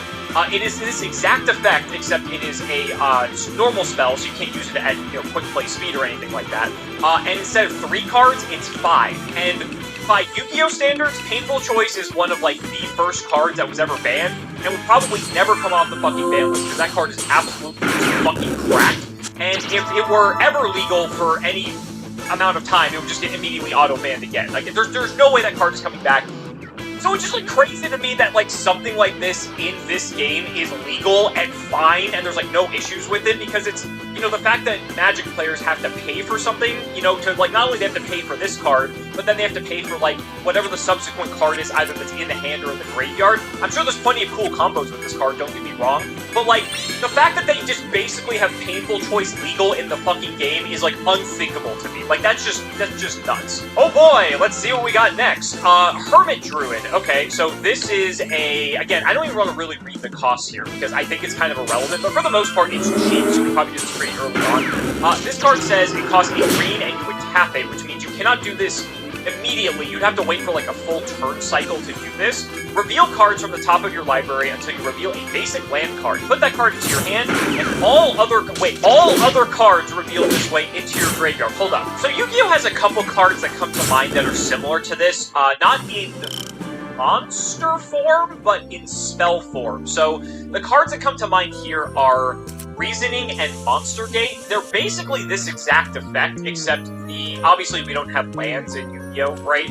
But the difference is you're looking for a monster specifically. So Reasoning is like your opponent calls a level, and then you mill cards until you hit a monster, and then if it's the declared level, it goes to the graveyard, but if it's not the declared level, you get to special summon it for free. And then Monster Gate is kind of the same thing, except you tribute a monster, your opponent doesn't interact with it at all, and then you keep milling until you hit a monster. That I think like there's a restriction that they have to be able to be like normal summoned or something like that. So there's like gimmicks you can do to like have cards get skipped over. For Yu-Gi-Oh! Players, we're talking about Infernoid, where they're monsters, but they get skipped over because they can't be normal summons, so you can just like mill your whole deck. Yeah, those cards are both limited to a singular copy, and this card, I mean, again, like, I guess it's not banned compared to the last one, like Painful Choice. But what's crazy about this is that because it's a monster, you're able to do this, like, every single turn, and I imagine that it is not very difficult to build your deck in such a way that if you are playing this card, you can play a very minimal amount of basic land cards specifically, or you're playing cards that can, like, thin those cards out of your deck, that if you have this card, that you can try to go to the casino and just, like, mill 50, because if you're playing Commander, you're gonna have, like, a 100-card deck. That's fucking nuts. I don't know, again, like, how any of these cards are legal, but I guess it's, like, it's so weird, because when they have costs, it's just, comparatively, there's so much more to consider with something like that, that it's like, the dam isn't breaking immediately, right? But in Yu-Gi-Oh!, if you're able to, like, just take your deck and just throw it into the graveyard, you're probably gonna win the game, right? I mean, that's kind of how it's always been with Yu-Gi-Oh!, but it's just wild to me to see stuff like this, and it's like, oh yeah, like, this card's, like, fine at best. It's not even, like, the most crazy thing you can do in the game, whereas, you know, again, my Yu-Gi-Oh! Standards is nuts. I guess one thing to consider with this, too, is that unless you have a way to make this be able to use its effect quicker, because since everything in Magic has Summoning Sickness, unless it has, like, an ability otherwise, you have to play this, then wait an entire turn to use this ability, and in Yu-Gi-Oh! That would, like, never happen, right? You would never be able to, like, play something like this and expect it to live, because your opponent's gonna see that and be like, oh, we're killing that, like, 100%, right? So, it's weird, because Reasoning and Monster Gate are spells, you can do it immediately, and obviously, like, you still have a similar, like, deck-building philosophy when it comes to playing a card like this versus those. But it's interesting because, like, you have to wait a whole turn, and maybe if you play this, like, directly on turn 2, since it only costs 2, maybe that is, like, the game is slow enough that this card will survive. I feel like later on in the game, this card actually gets a lot worse. But, like, from a Yu-Gi-Oh! Player perspective, this card's, like, also kind of bad anyway, because you're not expecting this to survive unless you have some insane way to protect it. So I feel like there are just, like, better cards that could do what this does, like, by Yu-Gi-Oh! Standards. And I actually think that if Yu-Gi-Oh! Printed something similar to this, in the form, like, of, like, almost like a direct one-to-one copy, I wonder if it would even be good, to be honest. Because, again, like, Reasoning and Monster Gate are limited, but they're spells. You don't have to wait a whole turn to do it. So I actually think by Yu-Gi-Oh! Standards, this card's, like, kind of mid. Which is, like, insane, because it seems so nuts on paper. But waiting a whole turn?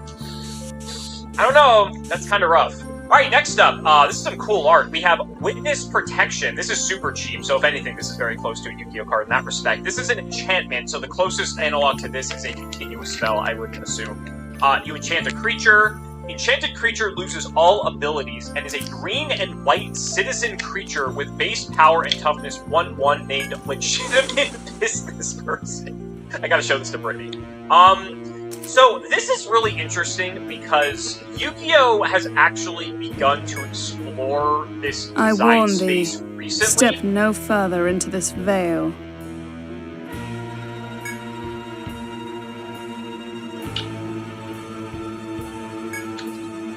Holy shit, it's a white woman.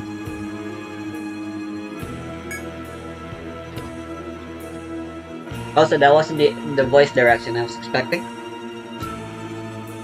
This forest is our sacred ground. Woe betide any who trespass.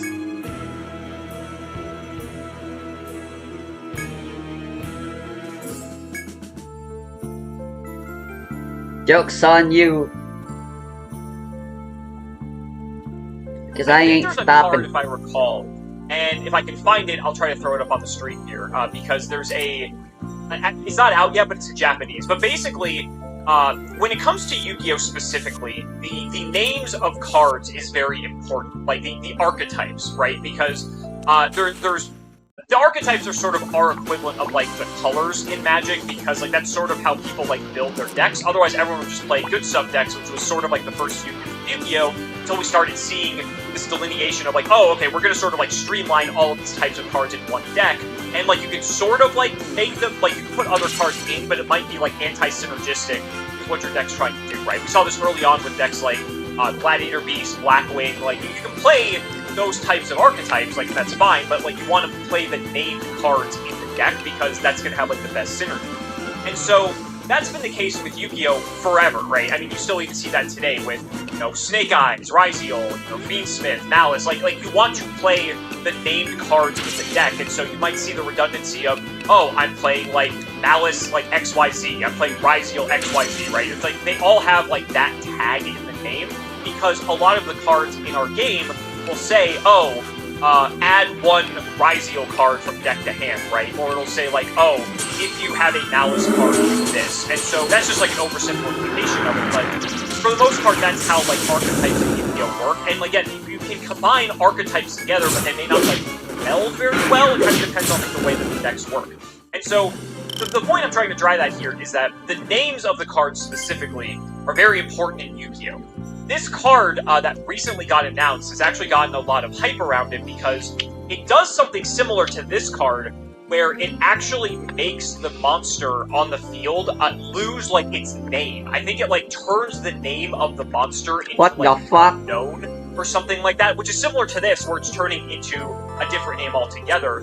But I think an effect like that is actually a lot more powerful in Yu-Gi-Oh! Because of No the more fact that it has detonator. typical synergies, and Or maybe there you might be could instances even... where it's like, oh, if you control a, you know, That Malice... whatever archetype monster, you can special summon this card from As your long as hand, they or have you can, like, 2 do Malice X or names. Y or whatever That's it is, not gonna right? matter much. If I'm pretty sure I need to look it up, but if that card is But a yeah, quick that'll... effect, if your opponent like summons a thing and you use the thing that can make it unknown, That'll hurt like Ryziel quite a reactively lot. before you're able to keep playing, if they no longer control that named archetypical monster, now you actually like interact with them on this weird axis that we've never really had the ability to do so before. And so that's like what this card is reminding me of. And so I'm not sure, like, by Magic standards, how important it is to, like, remove the name from a creature, necessarily. Like, that just might be for the flavor, if anything else. I guess Kaijus are kind of like this. So, for people who don't know, Kaijus are a series of monsters that you tribute an opponent's monster and give them the Kaiju. And so, that's sort of like what this does, in a way, because you're turning the creature into, like, something else entirely. Right? Like, it's a different name. The Kaijus are big. That's, like, a big difference, though. This thing's only a 1/1. The lowest attack point Kaiju that you have to summon in attack position is 2200, which is Gamma Seal, and that's why everyone likes to play Gamma Seal, because it has the lowest attack, which means as long as you can get something big enough, you should be able to hit over the Gamma Seal, most likely. But, like, in terms of, like, losing all abilities, Kaijuing over your opponent's thing sort of makes it lose all abilities. We like to refer to it as, like, making a monster squishy, where typically in Yu-Gi-Oh! You want to use Kaijus against these types of monsters that might have a lot of, like, protection effects, where it says, like, they're, like, unaffected by everything, or unaffected by, like, a lot of, like, certain types of cards that are very common in a particular metagame, or anything like that. And so by giving them a Kaiju in place of that, not only do you basically, like, make it lose all of its effects, because now it's just, like, this Kaiju. The Kaiju itself has an effect, but then they have a floating effect. Like, Kaiju deck specifically, which no one does. And being able to make it squishy means that now, all of a sudden, maybe that creature before wasn't able to be targeted or destroyed or what have you, but the Kaiju can be, right? And so now, all of a sudden, all of your, like, removal options or things to interact with your opponent are online. But it's also making it so that they're not able to do anything with that creature while it's on the field, and they can't really react to you Kaijuing over the creature. If it has, like, a graveyard effect, it would work, but for the most part, that's, like, further and fewer between, just because typically you're not trying to Kaiju stuff that, like, would still have, like, some sort of effect.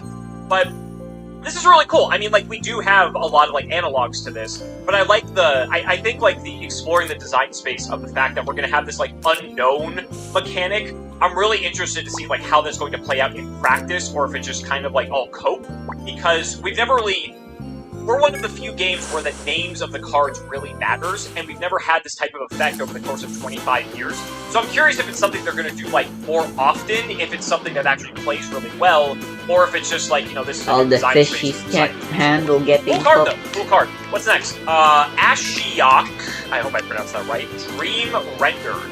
This is a Planeswalker. I don't really know, like, how we can compare this, you know, because it's funny. This is sort of like... I can't believe I'm going to say this. I think this is actually sort of like a pendulum monster in a way, because it's like, it's a creature, but it's like not really a creature, but it's like, it has like these effects. So, I can't believe I'm making this comparison, but like you can't really play it as a monster though, so it's not exactly the same. So it's sort of like if a monster was a spell, but still like looked like a monster in the art? I don't know. That's a weird one. It's like a monster you can play in your spell and trap zone, I guess.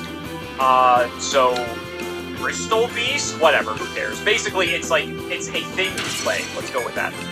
Spells and abilities your opponents control cannot cause their controller to search their library. That is very impressive. We have several cards in Yu-Gi-Oh! That do this. We're thinking of Mistake. We're thinking of Thunder Dragon Colossus. Some of these effects are reciprocal, some of them are one-sided, but for the most part, Thunder Dragon Colossus was actually banned for a short period of time. I think it's at 3 copies now, once again, because the Thunder Dragon deck has sort of fallen out of favor in terms of popularity, but that wouldn't stop people from trying to like throw a Colossus into the deck if they can. Yeah, those types of effects are incredibly oppressive, and so this seems pretty cheap to get out. Again, if we're like comparing this to Yu-Gi-Oh, you just be able to play it. And in Yu-Gi-Oh, you can summon 3 copies of Colossus on the very first turn, so you have basically 3 of this. So if your opponent outs 1, they still have to deal with 2 others, while not being able to search their deck, which in Yu-Gi-Oh I think is actually way more impactful, because from my understanding from doing the videos with CGB and stuff, tutoring not only 1 costs you mana to do, but 2, it seems not nearly as common compared to just drawing cards generally. And so in Yu-Gi-Oh, we don't really have many cards that draw you cards, but we have a ton of cards that tutor for other cards. And so, by Yu-Gi-Oh standards, I think this effect is way more punishing as a result of that. And so, it's interesting that something like this for Magic might be fine, just because of like the way the game fundamentally is. Where like Yu-Gi-Oh, again, Colossus is like okay now, but like back in the day, oh man, Colossus was rough, but a lot of people like that card. Anyway, there's another effect on this. Target player puts the top 4 cards of their deck into the graveyard, and then exile each opponent's graveyard. So you get to mill yourself, and then on top of it, banish your opponent's graveyard. That is busted as fuck. Imagine this in, like, Pure Element format, right? Imagine that there's a card that exists that you not only get to mill yourself, but then it, like, exiles their whole graveyard. I guess the closest comparison to that would be, I guess it's sort of like Mudora and Keldo, because they didn't banish the graveyard, they just shuffled stuff back into the deck at quick effect speed, but it is a singular card that does mill you, and does interact with the graveyard in a way that can, like, punish the opponent. I couldn't imagine if, like, Mudora and Keldo said, oh, when you mill this, I mean, you already get to mill the 5, it says that. But then also banish your opponent's entire graveyard. That would be just fucking batshit insane. And like, we were to complain about stuff like Abyss Dweller and the like, which already locks the opponent's grave. But I can't believe there's just like, oh yeah, just banish the whole graveyard. Like, whatever, who cares? Is there, I think there's only like 1 or 2 cards in Yu-Gi-Oh that I can think of off the top of my head that banishes the entire graveyard. I think Ruddy Rose Dragon banishes the whole graveyard, but like that's a level 10 synchro, and you have to jump through some hoops to get there. So like that's like way it's more generic to go. So Arguably to get into than just like slapping a thing down that you immediately just like ignition effect activate, banish a whole graveyard, right? Like there's like really old cards like Soul Release, but that only banishes 5. That's not even the whole graveyard. And then on top of it, you can do this every fucking turn. This -1 here means that this thing starts at 5. You can, over the course of 5 turns, just continue to exile their graveyard. Like in Yu-Gi-Oh, you wouldn't even have to get to that point. But like, the fact that you can mill yourself, theoretically, 20 cards, then banish your opponent's graveyard 5 turns in a row, that's disgusting. That is absolutely disgusting. And on top of it, you're already locking them out from tutoring for shit in the first place. What the fuck? That is not okay. That is not. Not to mention, if you're playing Commander, you're exiling every opponent's graveyard. It's not even just one player. Like one-on-one, this is already insane enough. But the fact that it locks everyone and it exiles all of their graveyards on top of it. That is not okay. That's nuts. I don't know how we're gonna top that. What's next? Sylvan Library. Again, I'm gonna assume this is like free. At the beginning of your draw step, you may draw 2 additional cards. This is already like bamboo. If you do, choose 2 cards in your hand drawn this turn. For each of those cards, pay 4 life or put the card on top of your library. So you're telling me, okay, let's think about this. 4 life is 1/5 of 20. So 1/5 of 8,000 is 1,600, right? 1632, 48, 64. Yeah. So you're telling me for half your life points, you get to Pot of Greed every single turn. I guess to be fair... Oh, no, you can still do it over the course of 2 turns, too. What? I mean, Pot of Greed is banned for a reason, right? At least by Yu-Gi-Oh! Standards. But the fact that you can do this every turn at the cost of life... If Pot of Greed... Okay, for context, for people who are watching this who are from Magic, if Pot of Greed said draw 2 cards, like pay half your life points, draw 2 cards, everyone would play it. 100% there would be like no doubt everyone would play it. If Pot of Greed said like pay 6,000 life points, or like pay in Magic terms, what would that be? If Pot of Greed said pay 10 life or 15 life to draw 2, every Yu-Gi-Oh! Player would still play it, because just being able to draw 2 is fucking crazy. This is insane. I think, again, the biggest downside of this card, at least by, like, Yu-Gi-Oh! Standards, right? If you're gonna try to, like, equate this to Yu-Gi-Oh! The biggest downside of this is that you have to wait a whole turn to use it. And each individual card in Yu-Gi-Oh! Has to be so fucking powerful that you can't afford sometimes to play a card that's only going to be busted on the next turn. And while, like, any Yu-Gi-Oh! Player would salivate at the fact that it's like, okay, I'm gonna play this card that does nothing, and then next turn I get to draw 3, because you draw your card for turn, and then the 2 off of this. On paper, that sounds fucking batshit nuts, but funny enough, this might sound crazy, that might be too slow for Yu-Gi-Oh! There are formats, like, historically, if this card was printed, like, 10 years ago, when the game was, like, a lot slower, before we entered, like, the Yu-Gi-Oh! 2 era, or, like, modern Yu-Gi-Oh!, whatever you want to call it. If this card was printed, like, 10, 15 years ago, every deck would play this card, and it would probably be on the ban list. But now, it's interesting, because, like, there's a lot to think about. One, your opponent most likely is going to destroy this. Like, if you play this, and, like, maybe do some other things past the turn, maybe you have a way to protect it, maybe you don't. If your opponent cannot kill you that turn, which in Yu-Gi-Oh! Is very likely most of the time, it's format to format, but for the most part, you can always basically die almost at any moment. So they either have to kill you, or they're gonna, like, do everything they can to, like, deal with the board and remove this, because if your opponent was allowed to draw 3 on their next turn, then they're probably going to be in a winning position, because being able to draw 3 is kind of crazy. It's actually, especially if the game goes longer, right? Because you can choose also to, like, not pay if you don't want to, or just take, like, the best card of the 3, or you can also choose to just take an extra card and only pay the 4 life, so that would be, again, 1,600 life points. You can even make it, like, 1,500, but make it, like, a more square number for Yu-Gi-Oh! Wow. Like, it's interesting, because it's, like, it's as crazy as this fucking sounds, I really think this is too slow for modern Yu-Gi-Oh! Again, this is, at the time of recording this, like, it's format dependent, so there might be some formats where the game is slow enough that a card like this would be absolutely broken and would probably be banned. But, like, a lot of Yu-Gi-Oh! Is just really fast-paced now, and there's so many ways, both, like, in main decks and extra decks, to, like, dispose of something like this if your opponent were to play it. It's a good lightning rod for removal. I guess that's, like, maybe a good thing, but wow, like, it's so weird to me that the more I'm, like, thinking about this, that it may be too slow for Yu-Gi-Oh! Because I'm just thinking about how each card is so necessary, and having a card that literally does nothing that turn, not to mention you have hand traps to slow your opponent down. So say you go second, your opponent's trying to do stuff, you throw a card or 2 away to slow them down. Now on your turn, draw cards, you're at like 3 or 4 cards per turn, depending on how many hand traps you deploy to slow them down. One of those 3 to 4 cards literally does nothing. It literally, like, you play it with the hope that over the course of the next couple turns, it's going to, like, pay you back. Right? But I don't think that's enough. I honestly think that's way too slow for modern Yu-Gi-Oh! As crazy as that sounds. Really interesting card.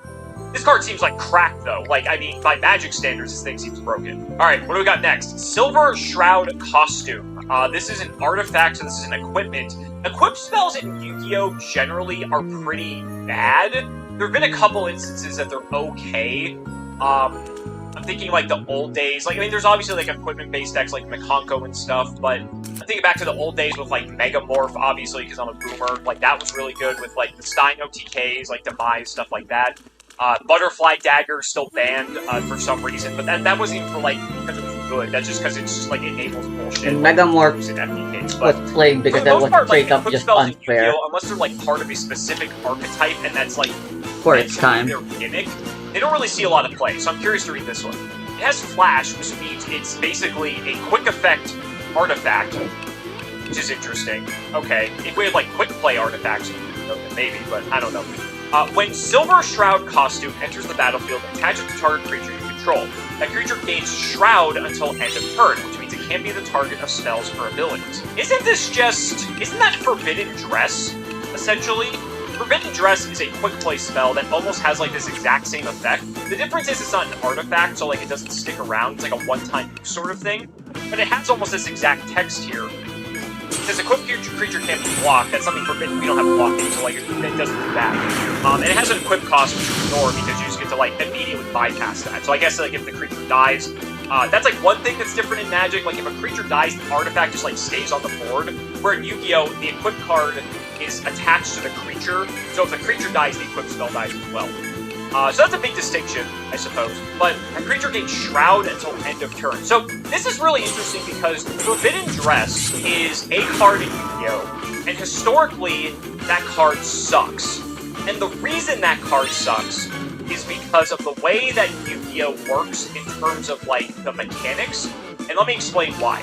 So, in Yu-Gi-Oh!, if I use an effect that targets an opposing monster, and my opponent has Chainlink 2 or on the stack for Magic players, they chain Forbidden Dress to basically have this line of text here that gives it Shroud, means it can't be the target of spells and abilities. In Yu-Gi-Oh!, because the monster was already targeted, it doesn't matter that I used Forbidden Dress on that monster because the targeting already happened. So you would have had to preemptively use Forbidden Dress on a creature, hoping your opponent doesn't have like an instant speed way to target it, or that it's going to like just benefit you that it can't be targeted for the rest of the turn. So I wonder in Magic if this card actually works like how Forbidden Dress is supposed to. People still seldomly played Forbidden Dress, if I recall, but only because I think it also has like it might have a secondary effect too that's like kind of relevant, but also making it immune to targeting in turns like fine, but you can't use it reactively. So I wonder in Magic if Silver Shroud costume is actually supposed to work how Forbidden Dress was. I think it was like intended to work that way, but the way like mechanically it works, like maybe just didn't pan out. So I'm wondering if this works the way it's like supposed to, which in that case that would be really cool. Also making it that it can't be blocked it'd be interesting if like Forbidden Dress also said like, oh, the creature can attack directly, right? Having that line of text on it as well, because that's like honestly the only thing distinguishing the two cards apart. But if it works that way, it's interesting, right? Because it's weird because something's already targeted, but like then you have this thing that makes it like immune to that. Maybe it's a wording thing. I don't fucking know. But Forbidden Dress saw like seldom to no play for the most part, and I'm not sure if this card is like good or if it's just like a nice card depending on the type of deck that you're playing. Like if it's probably like deck specific, like a lot of cards are.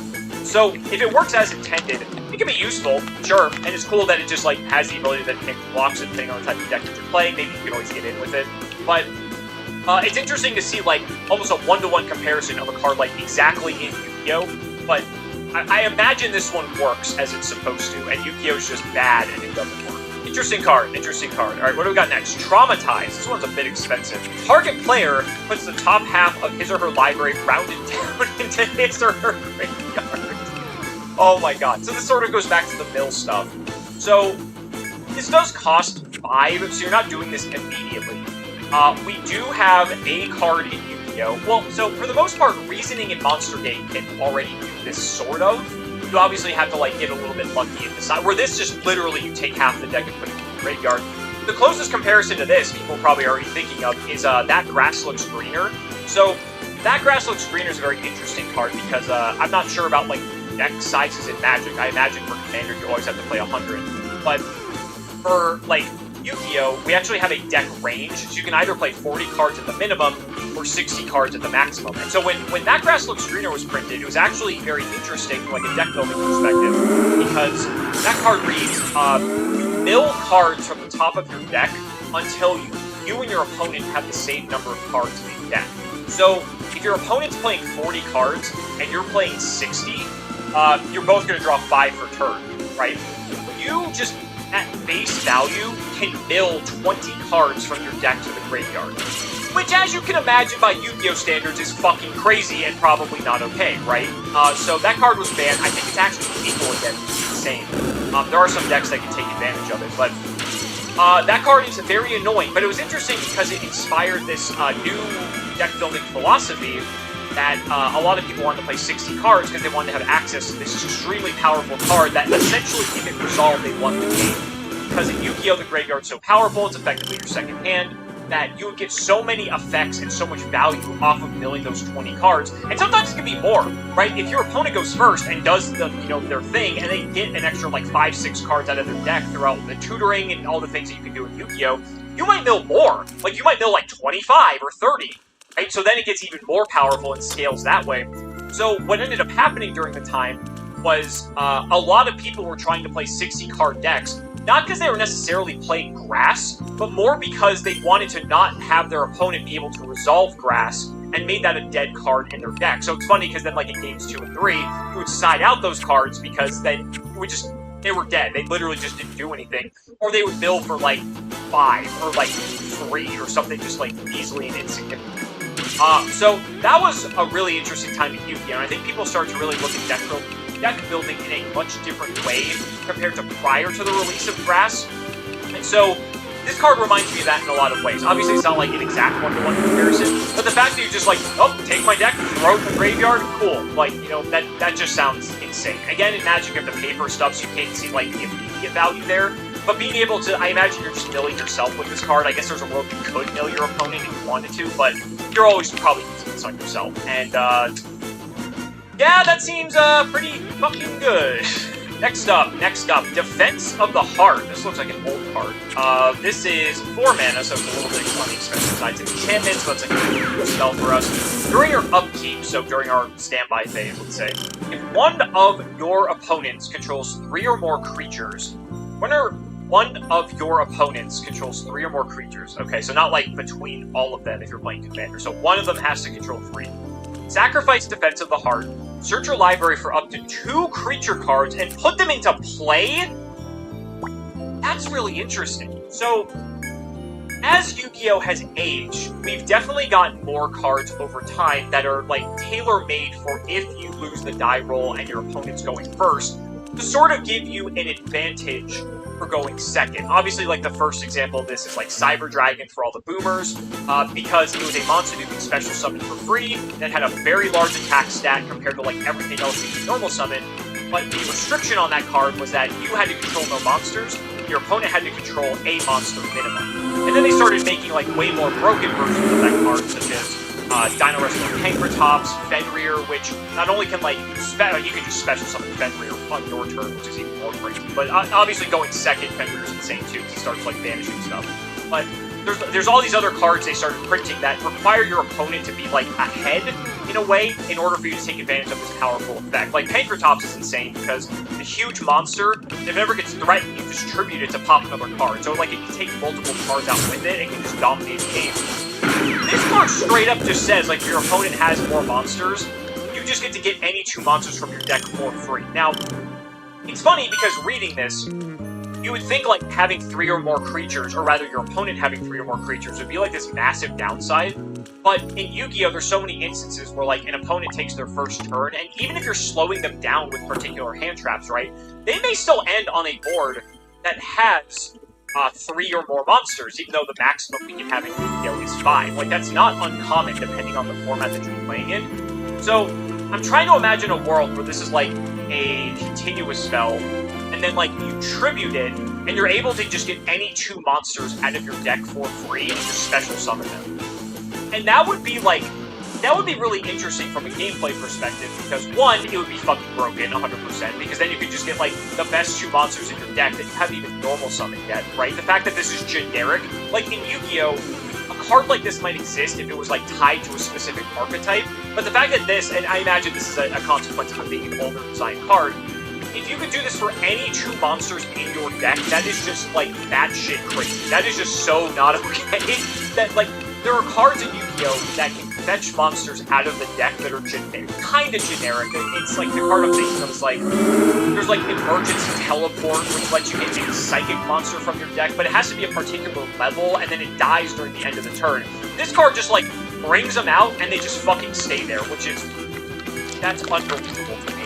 And there's like no restriction on like what you can get either. It's not like, oh, they have to cost a certain amount, you or anything like that. So I imagine this was like intended to be like a comeback card. But I'm seeing this as like, from a gameplay perspective, this is fascinating because when we have these types of cards in Yu-Gi-Oh! That are kind of tailor-made for going second and have this sort of threshold of like, if X happens, you can do Y. I'm thinking of Nibiru the Primal Being, for instance. Nibiru says if your opponent normal or special summons 5 times during their turn, 5 or more times, you basically just get to wipe the board and then summon a giant 3,000 attack point monster, and they also get a monster on their field as well. So, I'm curious, if a card like this were in Yu-Gi-Oh!, as crazy as it is, I wonder how much it would influence people playing around it if it was respected, because people engineer combos, with the Nibiru example, people would engineer combos in such a way that they would be able to stop on 4 summons, or would find a way to put up a monster or a card that could negate Nibiru so that they can continue going past 5 summons. And if they tried to Nibiru, then they can use their monster to negate that effect, and that way they can continue playing. I'm curious if people would engineer combos in a way that if this card was legal and if it was, like, insanely good, because they'd have to change a few things on it, I think. If people would try to engineer combos that they would only end on 2 monsters instead of 3 or more to play around this card existing. And I honestly think they would, because it's like, why would you want to, like, lose to this card? Because I feel like, if you have 3 monsters and you don't have a way to negate this, which is funny, because, like, Ash Blossom could negate this, because it's special summon stuff from the deck. You want to ask around? If your opponent Come did not on have and a have way a to seat. negate this card, I feel like they're probably going to be in a winning position because they can grab literally any 2 monsters in the deck. And from there, the world is their oyster, because that's 2 monsters they can use for a Link summon, an Xyz summon, a Synchro summon. They can just, like, start using ignition effects on summon effects. Like, I mean, it's kind of like Rescue Cat or, like, Rescue Rabbit, but, like, generic, because, like, those cards can fetch 2 monsters on the deck, but there was restrictions where, like, it had to be a certain type, a certain level, it was only on your turn, and I think later with the errata with, like, Rescue Cat, like, the effects get negated, but even then, the monsters, like, would still die during the end of the turn if you didn't do anything with them, or, like, this card just keeps them on the field. So you could get, like, the 2 biggest haymakers out of your deck, or the 2 biggest combo starters, and just go the fuck off, and you still haven't even committed to a normal summon yet, so you still have the ability to... This is... wow. Like, this... I actually think, like, a card like this in Yu-Gi-Oh!, if it was, like, more tailor-made for the game, might actually be really interesting, as a matter of fact. I don't know if interesting, like, in a way that people would like it, but I always have in favor, like, when there are more tools for going second that are, like, interesting. But this one might be, like, too good? Going first, though, this card's awful, because your opponent isn't going to have monsters on the field most likely when you go first. So you never want to have this card in going first. Ask around? So you'd most likely have this as, like, a side deck card. There's plenty of cards people side deck that they use to, like, get back into the game. So the fact that this is a card that you can bring in, that is a way to try to break the opponent's board, because it's, instead of it being something that, like, prevents your opponent from playing, like a Dark Ruler No More, a Lightning Storm, like Ultimate Slayer, like all these other, like, just evenly matched, like these, like, go set cards, this card just gives you access to Engine, and gives you access to Engine, like, one of the most powerful ways imaginable, because it's a double E-Telly that doesn't kill in the end phase. Very interesting card, as a matter of fact. Extremely interesting card. I'm curious to hear what you guys have to think about this one. I'm gonna be thinking about this one for a while. I think we only have a few more here. Let's see what we got. I'm counting on you. Remora. This is a cheap one. An enchantment. Seems like we have several enchantments here. This has cumulative upkeep 1, which I don't know how this would work for us, because we don't pay things. At the beginning of your upkeep, put an age counter on this permanent, then sacrifice it unless you pay its upkeep cost for each age counter on it. Interesting. So, who will carry this Mana's the resource system in Yu-Gi-Oh! And I want to say cards are the resource system, or I'm sorry, Mana's the resource system in Magic. I want to say cards are the resource system in Yu-Gi-Oh! So, like, maybe a trade-off here. Let me read the rest of the card first. Whenever an opponent casts a non-creature spell, you may draw a card unless that player pays 4. Please leave it to me. So you're telling me Magic has Max C. I'm sorry. Have a safe Magic trip. has permanent Max C. Hello? For anything What you got that is for me? not a creature. Thanks. I got some new goods. Excuse me? Go on, take a look. Is that all you Okay, came let for? me go back here. So obviously there's like a cost to this because you need to like pay to keep this card in play. It's interesting because what I was gonna say was the equivalent for Yu-Gi-Oh for like paying for this card might be like discarding cards. So like maybe you play this, and then during, let's say a full turn cycle happens, you need to pay the upkeep for this. Maybe you have to discard a card if you want to keep this effect in play. And then next turn, since it's cumulative, you have to discard 2 cards to keep this card in play. Not that the game's gonna probably last that long, to be honest, but this is maybe one of the most broken Yu-Gi-Oh cards I could imagine, because it is Max C for spell cards, essentially. Or traps. It is Max C for spell and trap cards. Max C is arguably one of the most divisive and most hated cards in all of Yu-Gi-Oh! Because it creates so many non-games by putting people in a situation that is unwinnable 9 times out of 10. And this is just that for things that aren't creatures. Now, to be fair, creatures and special summoning is like the main gimmick of Yu-Gi-Oh! So, there is a world where there's like creature-heavy decks where this card could do nothing, but there's still a high density of spell cards in these decks because there are cards that just say, like, add a monster from deck to hand, special summon a monster from your hand to the field or from your deck to the field. Spell cards that try to, like, stop the opponent from doing things after, like, their first turn, kind of like what I mentioned before, like, with the Defense of the Heart card. There's no shortage of spell cards in Yu-Gi-Oh!, especially at, like, a competitive level. Trap cards, less so, unless you're playing, like, specifically a trap-focused deck, but even then, I can't imagine how fucking miserable it must be to try to do anything that is, like, non-creature playing against this. Like, I can't imagine, like, my opponent's like, okay, cool, I'm gonna do my thing, and then I'm gonna slap down Mystic Remora, so now anytime you activate a spell card, I get to draw a card on top of that, which then will allow them to draw into hand traps, which are more forms of interruption. Technically, again, if this card were to exist, that might actually reduce the amount of spell cards that people want to try to play, because if, like, everyone's playing this card because it's fucking broken, then maybe people are going to find a way to just not play spells, and we've seen that before with, like, Sekka's Light and stuff. When Sekka's was free, people were happy to play 37-card monster decks because you got to play 3 Pot of Greed, essentially, because that was, like, the deck-building restriction of that card. So it's not like we haven't seen, like, monster mash decks before, but God, I can't. How the fuck is this? There you go. This has got to be miserable, and especially if you're playing like Commander, you're playing against 3 other people, and you're telling me that there's like any time anyone does anything that's not a creature, you get to draw, and you have to pay for. Who fucking cares that you have to pay for it? You get to draw a million fucking cards off of this. How is this okay? Like, I literally cannot imagine a world where Konami is like, okay, we're gonna print Max C for spell cards. I think the community would fucking riot if that were to happen. Because, like, Max C, by, like, Master Duel, like, Yosuke standards, and, like, the Volcharmies are already bad enough, but then they're, oh my god, imagine they print, like, Volcharmy, Volcharmy Remora fucker, that's like, oh, it's the same as all the other Volcharmies, but this one's for spell cards. Oh my, I think people would fucking riot in the streets. That would be, like, unthinkable if they printed something like that. I shall await your return. What the actual fuck? Welcome to the Rooster Inn. I don't know. Very well. Then allow me to show you to your room. This one is... This might be the most broken thing that I've seen out of all of them. Sign in over here, Literally please. maxi for spell cards. I can't even imagine how fucking insane that would be. Unbelievable. Here we have a big fucker. This is Ulamog the Infinite Gyre. This is a guy that is very big and says, it's funny because like in Yu-Gi-Oh! We probably played this on the first turn. It says when you cast it, destroy target permanent. That might be good, and I don't know how good that